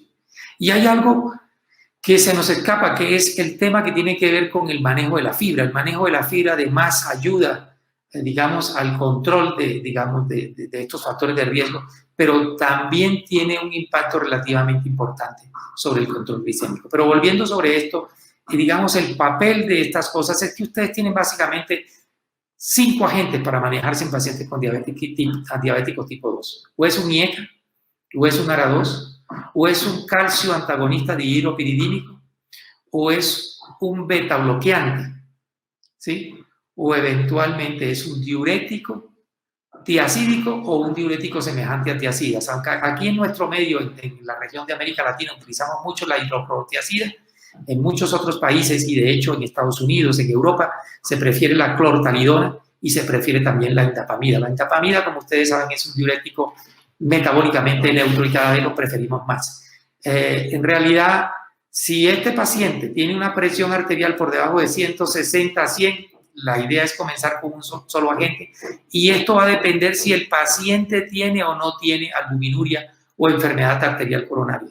Si el paciente tiene albuminuria o enfermedad arterial coronaria, preferimos siempre comenzar con un IECA o con un ARA2, siempre, y es casi que mandatorio esto. Pero si el paciente no tiene albuminuria o no tiene enfermedad arterial coronaria, usted puede ensayar con un diurético, como dije antes, tipo indapamida, o puede utilizar un calcio antagonista dihidropiridínico, o indistintamente puede utilizar un ARA2 o un IECA. Lo que usted no debe hacer es combinar un IECA con un ARA2, porque esto tiene, digamos, efectos adversos indeseables. Ahora, si el paciente tiene más de 160-100, pues entonces comenzamos con dos agentes. Habitualmente podemos comenzar con un IECA o un ARA2 y le agregamos un calcio antagonista dihidropiridínico. O comenzamos con un IECA o un ARA2 y le agregamos una dosis de, por ejemplo, de clortalidona, si estuviera disponible, o de hidroclorotiazida, o mejor aún, indapamida. El hecho es que, digamos, en el manejo del paciente con diabetes, usted puede hacer una combinación de cualquiera de estos medicamentos para alcanzar las metas. Y algo que no está aquí en la gráfica es que si usted tiene un paciente que ya sufrió un infarto, o tiene angina de pecho, o tiene falla cardíaca con fracción de, digamos, de eyección reducida, en esos pacientes es mandatorio de pronto utilizar un betabloqueante. Pero en general, para un médico de atención primaria, tiene la opción de utilizar o un IECA, o un ARA2, o un calcio antagonista, o un diurético.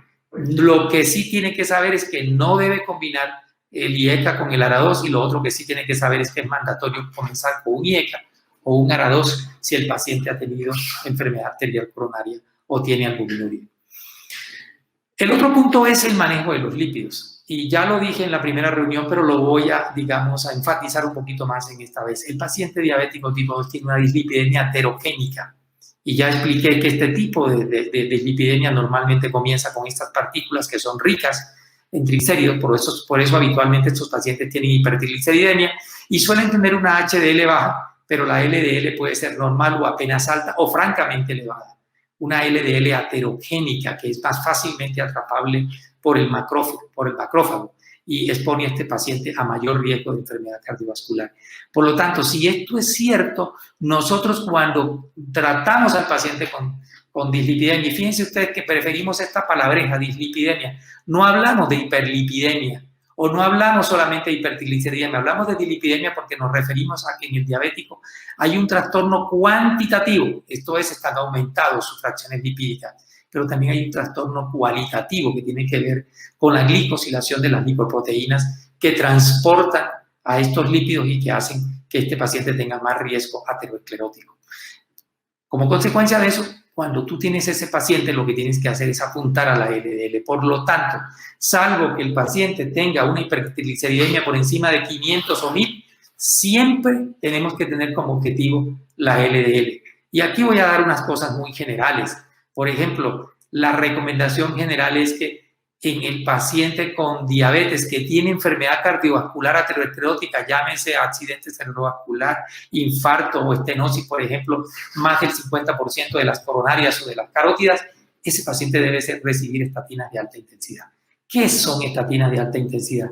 Aquellas que son capaces de bajar la LDL un 50% o más. Pero aquellos pacientes que están entre edades entre los 40 y los 75 años, pero que no tienen enfermedad cardiovascular aterosclerótica, se sugiere utilizar estatinas de moderada intensidad, vale decir aquellas que te pueden bajar la LDL por debajo del 50%. Y un concepto acá simple y sencillo: los pacientes que van a utilizar una estatina deben recibir una estatina que mínimo reduzca la LDL colesterol en un 30%. Por lo tanto, voy a poner un ejemplo. No se justifica utilizar en un paciente diabético 20 miligramos de lovastatina. 20 miligramos de lovastatina te bajan la LDL apenas en un 24 o 26%, por lo tanto no sería, digamos, una buena indicación. Pero el otro concepto que quiero dejar acá es que si ese paciente ya tiene enfermedad cardiovascular aterosclerótica y la LDL todavía está por encima de 70 miligramos, que sería la meta para estos pacientes, en estos pacientes usted puede considerar el uso de una estatina de alta intensidad más combinarla con ezetimibe o un inhibidor de la PCSK9. Estos realmente se pueden utilizar aquí y más aún en aquellos pacientes que tienen muy alto riesgo, por ejemplo, un paciente con eventos cardiovasculares recurrentes, enfermedad arterial coronaria de multivasos, accidente cerebrovascular, deterioro de la función renal en un estadio 3B en adelante. En esos pacientes necesitamos conseguir una LDL por debajo o igual a 55 miligramos de decilitro. De manera que hay tres metas acá. En el paciente de bajo riesgo, entre comillas, en el buen sentido, bajo riesgo, que simplemente tiene factores de riesgo cardiovascular, pero no tiene enfermedad cardiovascular establecida. En ese paciente la meta es una LDL por debajo de 100. Pero si ese paciente ya tiene un evento vascular, la LDL debe estar por debajo de 70. Y si no alcanza con la, digamos, estatina de alta intensidad, lo que recomendamos es utilizar ezetimibe en primer lugar por el costo o eventualmente un inhibidor de la PCSK9. Ahora bien, si ese paciente tiene eventos cardiovasculares recurrentes, tiene un deterioro importante de la función renal, en ese caso es mejor llevarlo a una meta de LDL por debajo del 55%. Yo estoy hablando para médicos de atención primaria y de pronto por ahí ustedes no van a tener mucho este tipo de pacientes. Pero el otro concepto, y esto es muy importante que quiero darles acá, es que cuando ustedes tienen un paciente con una estatina y ese paciente está en metas con esa estatina, pero todavía tiene triglicéridos relativamente altos, en esos pacientes, ojo, relativamente altos quiere decir que esos triglicéridos nunca son o están por encima de 500 miligramos. Porque si el paciente tiene triglicéridos por encima de 500 miligramos y más aún por encima de 1000, usted tiene que agregar un fibrate a esa estatina. El objetivo no es tanto reducir riesgo cardiovascular, el objetivo es reducir el riesgo de que el paciente le haga una pancreatitis. En realidad no se ha probado, y sobre todo se vio mucho en el estudio ACOR, en el brazo de lípidos, que si usted tiene un paciente con LDL en metas, y ese paciente, digamos, tiene todavía triglicéridos en 250, 280, 300. El agregar una estatina no reduce más el riesgo de eventos cardiovasculares, por lo tanto no hay que agregarla. Hay un solo estudio, el REDUCE-IT, que fue publicado hace un par de años en el Congreso Americano de Cardiología en Chicago, que mostró que esos pacientes, sobre todo si ya tienen enfermedad cardiovascular aterosclerótica o tienen múltiples factores de riesgo cardiovascular, si usted agrega EPA a una dosis de 4 gramos día, 2 en la mañana, 2 en la tarde, en esos pacientes se puede eventualmente reducir el riesgo cardiovascular y es la única indicación que en este momento se ha podido demostrar para el EPA, aunque eso también tiene sus efectos adversos. Rápidamente, quiero recordarles que la mayoría de las estatinas que ustedes tienen son estatinas de terapia o terapia para moderada intensidad. Esta es la lista, pero tienen que recordar solamente dos, que los pacientes que requieren estatinas de alta intensidad o comienzan con 40 hasta 80 miligramos de atorvastatina o comienzan con 20 de rosuvastatina hasta 40 miligramos. Fíjense ustedes que aquí en esta lista les voy a mostrar lovastatina, que es quizás la menos eficaz de las que ustedes tienen en el mercado. 40 miligramos tenemos que darle para conseguir siquiera una reducción de un 30%. Si usted da menos de 40, no va a conseguir ese objetivo. Con simvastatina son por lo menos 20, o pravastatina son 40, o 10 de atorvastatina o 5 de rosuvastatina. Y voy a tomar la atorvastatina y la rosuvastatina como ejemplos. La rosuvastatina miligramo por miligramo es la estatina más poderosa que ustedes tienen en el mercado. 5 miligramos de rosuvastatina le reducen la LDL en un 35 a un 39%. ¿Qué pasa cuando usted duplica la dosis de la rosuvastatina? Va a conseguir apenas un 6% más de reducción. Por lo tanto, también quiero dejar ese concepto. No entender que si yo duplico la dosis de una estatina voy a conseguir el doble de eficacia. Voy a conseguir apenas un 6% más. Y el otro concepto es este. Si yo tengo 5 miligramos de rosuvastatina, eso es equivalente a 10 miligramos de atorvastatina. Y podríamos hacer así todas las equivalencias. Por eso a veces uno dice, dele tanto de X estatina o una dosis equivalente de otra estatina. Al final, el resultado es básicamente el mismo. Y esta reglita de las 6 se los quiero ejemplarizar aquí en esta diapositiva. Vuelvo y repito, si usted tiene 10 miligramos de rosuvastatina que le baja la LDL en aproximadamente 45%, cuando usted da 20 le baja 50 y cuando usted da 40 le baja 55. Esa es la eficacia máxima que usted logra con una estatina, llámese atorvastatina o llámese rosuvastatina en este momento. Por lo tanto, tenga en cuenta esto de la reglita del 100, del 6, y no sobra decirles que si un paciente recibe una estatina y consigue las metas, no debe usted quitarle la estatina. Cuando uno da una estatina, esa estatina es de por vida, salvo que el paciente no la tolere o presente efectos adversos asociados con otros medicamentos. Esta diapositiva la he presentado este año, digamos, para recordar que claramente cuando el paciente tiene, y esto es tomado de pacientes de muy alto riesgo, una tasa de filtración por debajo de 60, el riesgo de eventos cardiovasculares aumenta de forma muy importante. Pero quiero mostrarles también, y este no es el único estudio, que Go publicó ya en el 2004 el primer megaestudio que mostró que hay un riesgo asociado entre eventos cardiovasculares, hospitalización y muerte cuando la tasa de filtración renal en población general, y esto fue tomado de una base de datos de California, cae de forma importante. Fíjense ustedes que esto se parece a la curva que les mostré antes, y vean ustedes cómo la tasa o el riesgo de muerte o de eventos cardiovasculares y de hospitalización aumenta de forma muy importante cuando la tasa de filtración glomerular empieza a caer por debajo de 59, pero por sobre todo cuando cae por debajo de 45 mililitros minuto. A eso es que me refiero. Proteger la función renal, evitar que la tasa de filtración caiga por debajo de 45, porque si cae por debajo de 45, la tasa de eventos cardiovasculares, hospitalizaciones y muerte aumenta de forma importante. El otro asunto que ustedes tienen que tener en cuenta es la tasa de excreción de albúmina o de proteínas por orina. Hay dos conceptos. Una cosa es la microalbuminuria, vale decir, cuando usted tiene una tasa de excreción por debajo de 300 miligramos de albúmina, o si lo quieren generalizar, 500 miligramos de proteína. Y la otra es la proteinuria, que es cuando el paciente ya lleva una pérdida superior a 300 miligramos gramo o 500 miligramos de proteína. Pero la medida más simple que nosotros tenemos es medir la tasa de excreción de albúmina. Se puede medir de muchas formas, pero en la práctica clínica la que más recomendamos es en una muestra puntual de orina que requiere muy pequeñas cantidades. Hablamos de microalbuminuria si la tasa de excreción es superior a 30 miligramos gramo o está por debajo de 300 miligramos gramo. Repito, miligramos gramo es la que más recomendamos. Lo que estamos midiendo aquí es cuántos miligramos de albúmina hay en esa muestra por gramos de creatinina, ¿ok? Miligramos de albúmina por gramos de creatinina. No se mide en miligramos litro. Hay otra unidad de medida que se utiliza mucho en Europa, que ya les mostraré más adelante, pero para no confundirlo, la que utilizamos más en nuestro medio es prácticamente en todos los laboratorios en miligramos gramo. Hay uno que otro laboratorio aquí en Bogotá que todavía se las mide en miligramos litro o miligramos decilitro. Eso no es cierto, no es correcto y no es una correlación adecuada. Y cuando uno habla de esto, uno estratifica, digamos, la función renal en distintos estadios. Se considera que un paciente que tiene una tasa de filtración mayor o igual a 90 y su tasa de excreción de albúmina es normal, esto es, está por debajo de 30 miligramos gramo, ese paciente se considera, digamos, un paciente con un estadio normal, digamos, en su función renal, y si no tiene microalbuminuria se considera realmente normal. Pero si ese paciente tuviera microalbuminuria, estamos hablando de un grado 1 de función renal con una, digamos, A2, que quiere decir que ya hay microalbuminuria.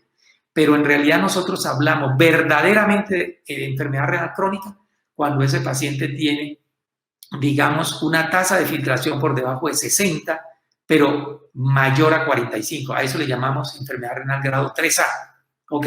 Y si ese paciente tiene una microalbuminuria normal, entonces decimos que esto es un 3A a 1, pero si ya tiene microalbuminuria es un 3A a 2, y si ya tiene proteinuria es un 3A a 3. Y fíjense ustedes que de acuerdo al grado de proteinuria y de acuerdo al grado de, digamos, de la tasa de filtración glomerular, nosotros podemos clasificar a este paciente en mayor o menor riesgo. Y sin duda, todo paciente que ya tiene una tasa de filtración glomerular por debajo de 45 y tiene proteinuria, ese paciente debe ser referido por lo menos al nefrólogo. Hay otras indicaciones que por razones de tiempo en este momento no voy a explicar, pero brevemente, cuando hay una caída mayor del 25% en la tasa de filtración, cuando ese paciente tiene una proteinuria masiva, cuando tiene un sedimento que no se explica, digamos, en función de sus antecedentes. Son medidas cuando empieza a manejar mal el calcio y el potasio, o cuando empieza a aumentar sus concentraciones de PTH. Pero la medida más simple que ustedes tienen para tener en cuenta sobre cuándo referir a este paciente al nefrólogo es cuando tiene una tasa de filtración glomerular menor o igual a 45 y su, digamos, secreción de albúmina ya está en un rango de A3, esto quiere decir proteinuria. Podría extenderme mucho más tiempo sobre esto, pero no tenemos, digamos, tiempo disponible en este momento y ya a lo largo del curso veremos si volvemos sobre este tema. Yo no sé, Tomasa, todavía me faltan un par de cositas, si tienes preguntas allí para desarrollar en este momento. No tenemos preguntas, doctor, en estos No momentos. tiene preguntas. No tenemos, sí. Entonces voy a cerrar finalmente sobre qué hacemos hoy, cuál es el enfoque inicial que nosotros hacemos. Entonces, ¿qué he dicho acá? Hemos hablado o hemos recordado sobre cuál es el papel de la terapia médica nutricional en estos pacientes. Hemos visto cuál es el impacto de los cambios en el estilo de vida y de ciertos fármacos, en particular la metformina, y menciono la metformina porque es el más largo y el que ha tenido un seguimiento mayor de los, digamos, estudios que se han hecho con medicamentos.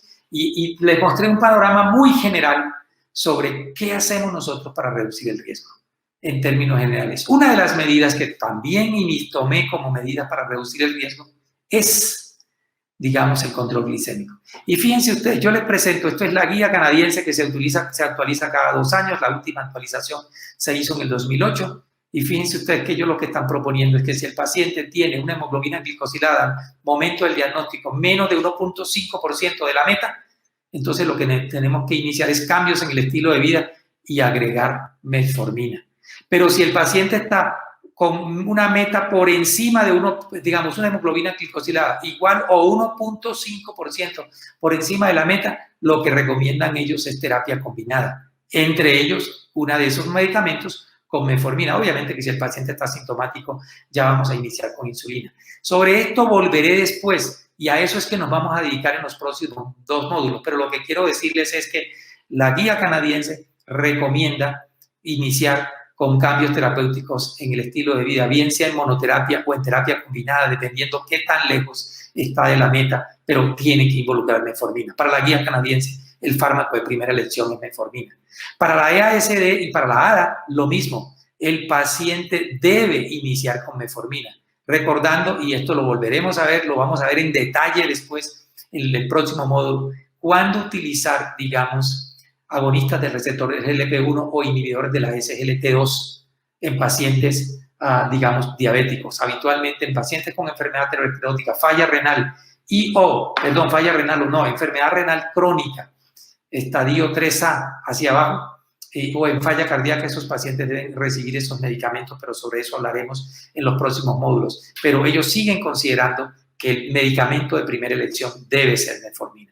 Y si nosotros vemos la guía colombiana, que la están actualizando, pero maneja más o menos el mismo concepto de la guía canadiense, salvo que son más estrictos. En la guía canadiense hablan de 1.5 menos o más.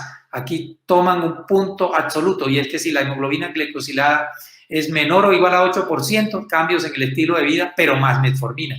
Pero si es mayor al 8%, entonces sugiere terapia combinada inicialmente con un inhibidor de la DPP-4. Volveremos y revisaremos eso con calma. Lo que quiero decirles es que, a diferencia de la canadiense habla de 1.5. Si ustedes ven aquí, estamos hablando de una diferencia del 1%. Por supuesto, esta es una enfermedad crónica, degenerativa, digamos, con una progresión, digamos, por ahora irreversible de la función de la célula beta, y con el tiempo vamos a tener necesidad de hacer combinaciones, y todavía dentro de esas combinaciones, y no quiero exagerar, pero quiero destacarlo, las sulfonilureas siguen teniendo algún papel que después espero mostrarles cuál es, pero en términos generales, el hecho es que si la disfunción de la célula beta progresa, quiero recordarles que esos pacientes van a terminar con inyectables, bien sea agonistas del receptor del GLP-1, insulinas basales o la combinación de insulinas basales con agonistas del receptor del GLP-1, y todavía excepcionalmente necesitamos colocar algunos pacientes, aunque cada vez menos, en esquema basal bolo. Ahora, ¿cuál es la razón o cuáles serían las razones por las cuales metformina es el fármaco de primera elección? Yo quisiera recordarles que metformina tiene 63 años de estar en el mercado. Que metformina fue recién introducida en el mercado, es una vieja historia que les contaré cuando les cuente la historia de la sulfonilurea. Fue recién introducida en el mercado americano en 1995 y fue introducida al mercado colombiano en el año 96. Pero hemos aprendido del 95 para acá mucho más de metformina que lo que habíamos aprendido 40 años atrás. Lo que sabemos es que metformina es un fármaco eficaz, baja la hemoglobina glicosilada en promedio en alrededor de 1,5%. Es barato, es seguro, no promueve la ganancia de peso y tampoco promueve la hipoglicemia, que no es un punto menor, es muy importante. Pero además se ha planteado que metformina, sobre todo en este estudio, en el UCAPDS 34, puede reducir el riesgo de eventos cardiovasculares. Este estudio necesita ser confirmado. No tenemos un estudio clínico controlado que lo haya confirmado, pero hay, digamos, estudios de base de datos, tanto retrospectivos como prospectivos, que sugieren que ese podría ser el caso. Entiendo que hay un estudio en marcha para probar esto, pero todavía no conocemos, digamos, el diseño del estudio en detalle.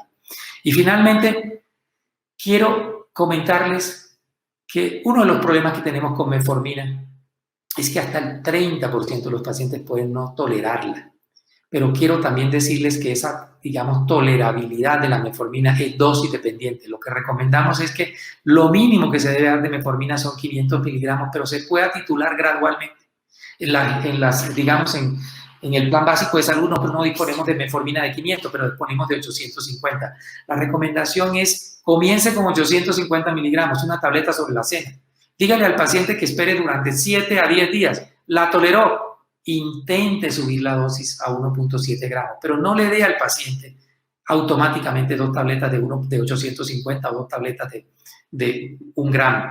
Dele gradualmente, ojalá 500. Ojalá 850 y vaya a aumentarlo. Y fíjense ustedes este estudio interesante de Garber, que después fue, digamos, avalado por otros. Él muestra no solamente que la tolerabilidad es dosis dependiente, sino que además la eficacia también es dosis dependiente. Y fíjense ustedes que la dosis máxima es 2 gramos. Después de 2 gramos, no solamente no se consigue más eficacia, sino que, datos no mostrados aquí, los eventos gastrointestinales aumentan de forma importante. Metformina, si me permiten esta expresión común, es la niña bonita del baile con la que todos quieren bailar. Metformina se puede combinar con sulfonilureas, metformina se puede combinar con inhibidores de la DPP4, con inhibidores de la SGLT2, con insulinas basales, con agonistas del receptor del GLP-1. Metformina es y sigue siendo, a pesar de que ya hay discusiones y hay posición incluso de alguna sociedad europea que sugiere o cuestiona el papel primario de metformina en el manejo de la diabetes tipo 2. Pero de nuevo, metformina es un medicamento barato, es cómodo, es eficaz, es seguro, es accesible, no promueve la ganancia de peso, no promueve la hipoglicemia. Ahora bien, el tema con metformina, digamos, es que está absolutamente contraindicado si la tasa de filtración está menor o igual a 30. Y si la tasa de filtración está de 45 para abajo, se recomienda reducir la dosis que viene recibiendo el paciente a la mitad o nunca dar más de 1 gramo de metformina. De manera que, para cerrar esta presentación, quiero decirles que nosotros, cuando manejamos el paciente diabético, tenemos que entender que eso se tiene que manejar, digamos, de forma cooperativa, multidisciplinariamente. Pero una de las cosas que tenemos que hacer es que todas las decisiones que tomamos, como está propuesto aquí en esta diapositiva, por la Asociación Americana de Diabetes, tienen que estar centradas en el paciente. Y como dije antes, en relación con el plan alimentario, te tienen que tener en cuenta no solamente, digamos, las preferencias individuales, sino el entorno en el que vive el paciente. Como les dije antes, eso siempre hay que considerarlo. De manera que esta es una visión, y me disculpan, muy global sobre cómo tienen ustedes que enfocar el manejo del paciente de diabetes tipo 2, teniendo en cuenta no solamente los cambios terapéuticos en el estilo de vida, sino también tomando en cuenta, digamos, las medidas que ustedes tienen para reducir el riesgo. Para decirlo de manera simple, es importante que el paciente reciba un plan alimentario sano y balanceado, que consulte, digamos, sus creencias, sus tradiciones y su, digamos, ambiente cultural. Debe ser un plan alimentario sano y balanceado, orientado a generar restricción calórica, con el objetivo de que estos pacientes pierdan alrededor de un 5% de su peso por lo menos en los siguientes 6 meses. Este paciente debe recibir educación diabetológica siempre, y hay momentos puntuales en los cuales eso es más deseable que en otros. Y este paciente tiene que recibir un manejo integral orientado básicamente a reducir el riesgo. Y esas medidas son controlar la presión, controlar la LDL colesterol, proteger la función renal y, por supuesto, controlar la glicemia y agregar terapia antiagregante si el paciente lo requiere. Y finalmente, en los próximos 2 módulos, nosotros vamos a hablar sobre cómo enfocar el manejo farmacológico del paciente, comenzando nuevamente desde metformina. Y la pregunta es, ¿qué hacer más allá de metformina? Y en el siguiente módulo nos vamos a enfocar sobre todo en la insulinoterapia basal en el paciente diabético que tiene indicación para ella. Con esto, les ruego que me disculpen que nos extendimos alrededor de 15 minutos más de lo habitual. Esto, asumíamos que iba a ser así porque estamos aquí uniendo 2 conceptos en una sola presentación. Agradezco mucho a ustedes, digamos, su amabilidad y su atención y los invito a leer los documentos adicionales que envié para esto. Seguramente la compañía les va a explicar que los que no han podido entrar a las presentaciones en vivo pueden hacerlo, y creo que hasta el 20 y algo de enero, y van a tener opciones o facilidades para poder presentar los exámenes. Muy buenas noches a todos, muchísimas gracias, y con esto, Tomasa, cierro la presentación o el segundo módulo de este curso. Muchísimas gracias, doctor. Doctor, disculpa, hay una pregunta de la doctora Claudia Vega. ¿Qué piensa de la recomendación LDL entre más baja es mejor? ¿Qué tan bajo recomienda el LDL? Le voy a decir lo que pienso. Tenemos una evidencia clara y contundente que si nosotros en pacientes de muy alto riesgo cardiovascular, y voy a poner el ejemplo, nosotros tenemos pacientes, por ejemplo, que tienen enfermedad arterial coronaria multivasos, además de eso tienen enfermedad arterial periférica, además de eso de pronto hicieron un ACV isquémico y además de eso tienen enfermedad renal crónica estadio 3B, con proteinuria, esto es 3B a 3. Ese es un paciente de muy alto riesgo. Lo que está probado es que se reduce riesgo si nosotros bajamos la LDL por debajo de 55. La pregunta de la doctora es, ¿qué tan bajo? Yo no lo sé, pero voy a decirle algo que es una opinión personal.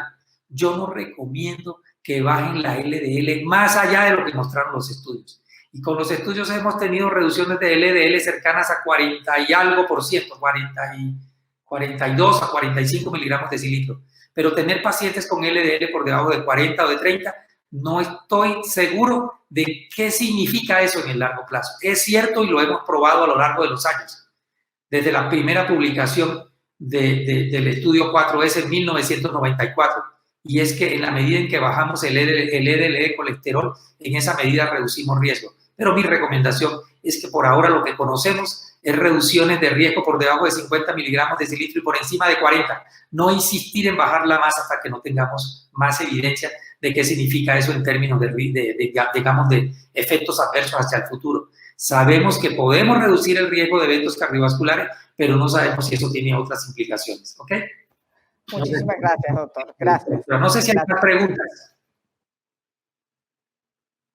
No, no hay más preguntas, doctor. A mí me gustaría, y estoy pensando en voz alta, Tomasa, que de pronto por ahí en la próxima reunión tuviéramos un espacio de 30 minutos para interactuar un poquito más con los colegas, porque, digamos, como no hay interacción con ellos, de pronto por ahí, digamos, el flujo de preguntas disminuye. Pero yo quisiera decirles hoy, y me perdonan si me tomo un par de minutos más, que reitero, medidas para reducir el riesgo, por supuesto, el control de la presión.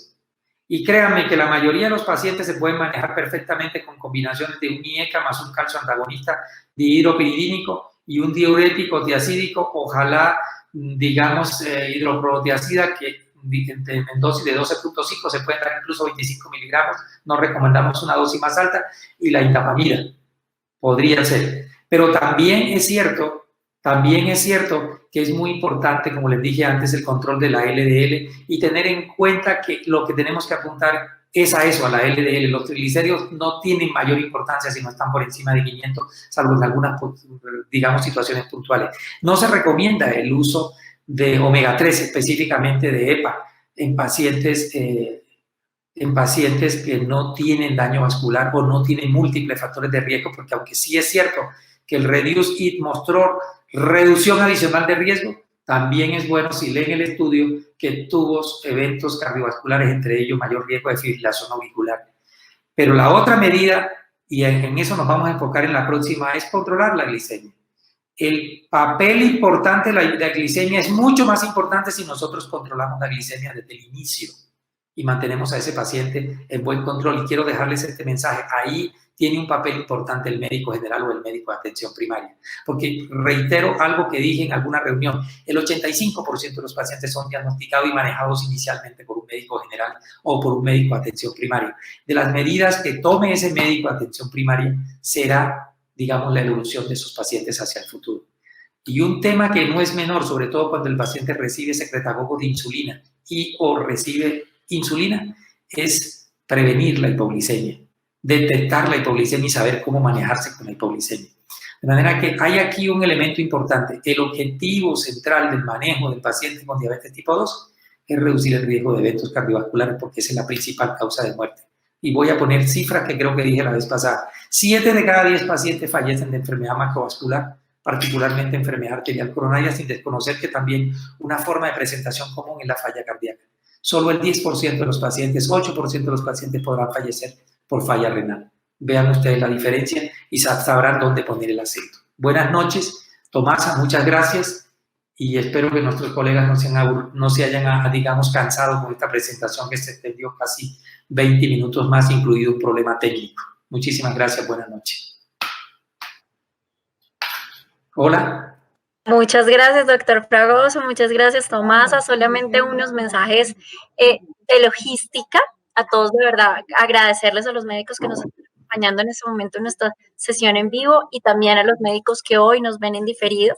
Y decirles que el módulo 1 sigue todavía activo. El examen del módulo 1 va a seguir activo hasta el 26 de enero.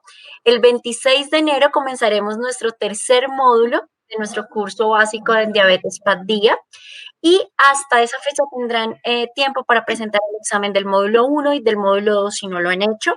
Entonces, para que se tomen su tiempo, es importante resaltarles que cada uno de los exámenes solo tiene un intento y que cada intento tiene un tiempo definido. Entonces, para que ustedes puedan tomar su espacio para poder hacer este examen. Recuerden que es un curso que está avalado por la Asociación Colombiana de Medicina Interna y que van a tener la facilidad de poder asistir a estos módulos, ya sea de forma presencial o virtual, y obviamente pues con los módulos de los exámenes pues poder acceder a su certificado. Los esperamos el próximo 26 de noviembre a las 26 de enero, perdón, a las 6 de la noche, para que nos puedan acompañar en nuestro siguiente módulo. A todos, de verdad, feliz noche. Gracias. Gracias, feliz noche para todos. Gracias, Tomás. Entonces yo creo que podemos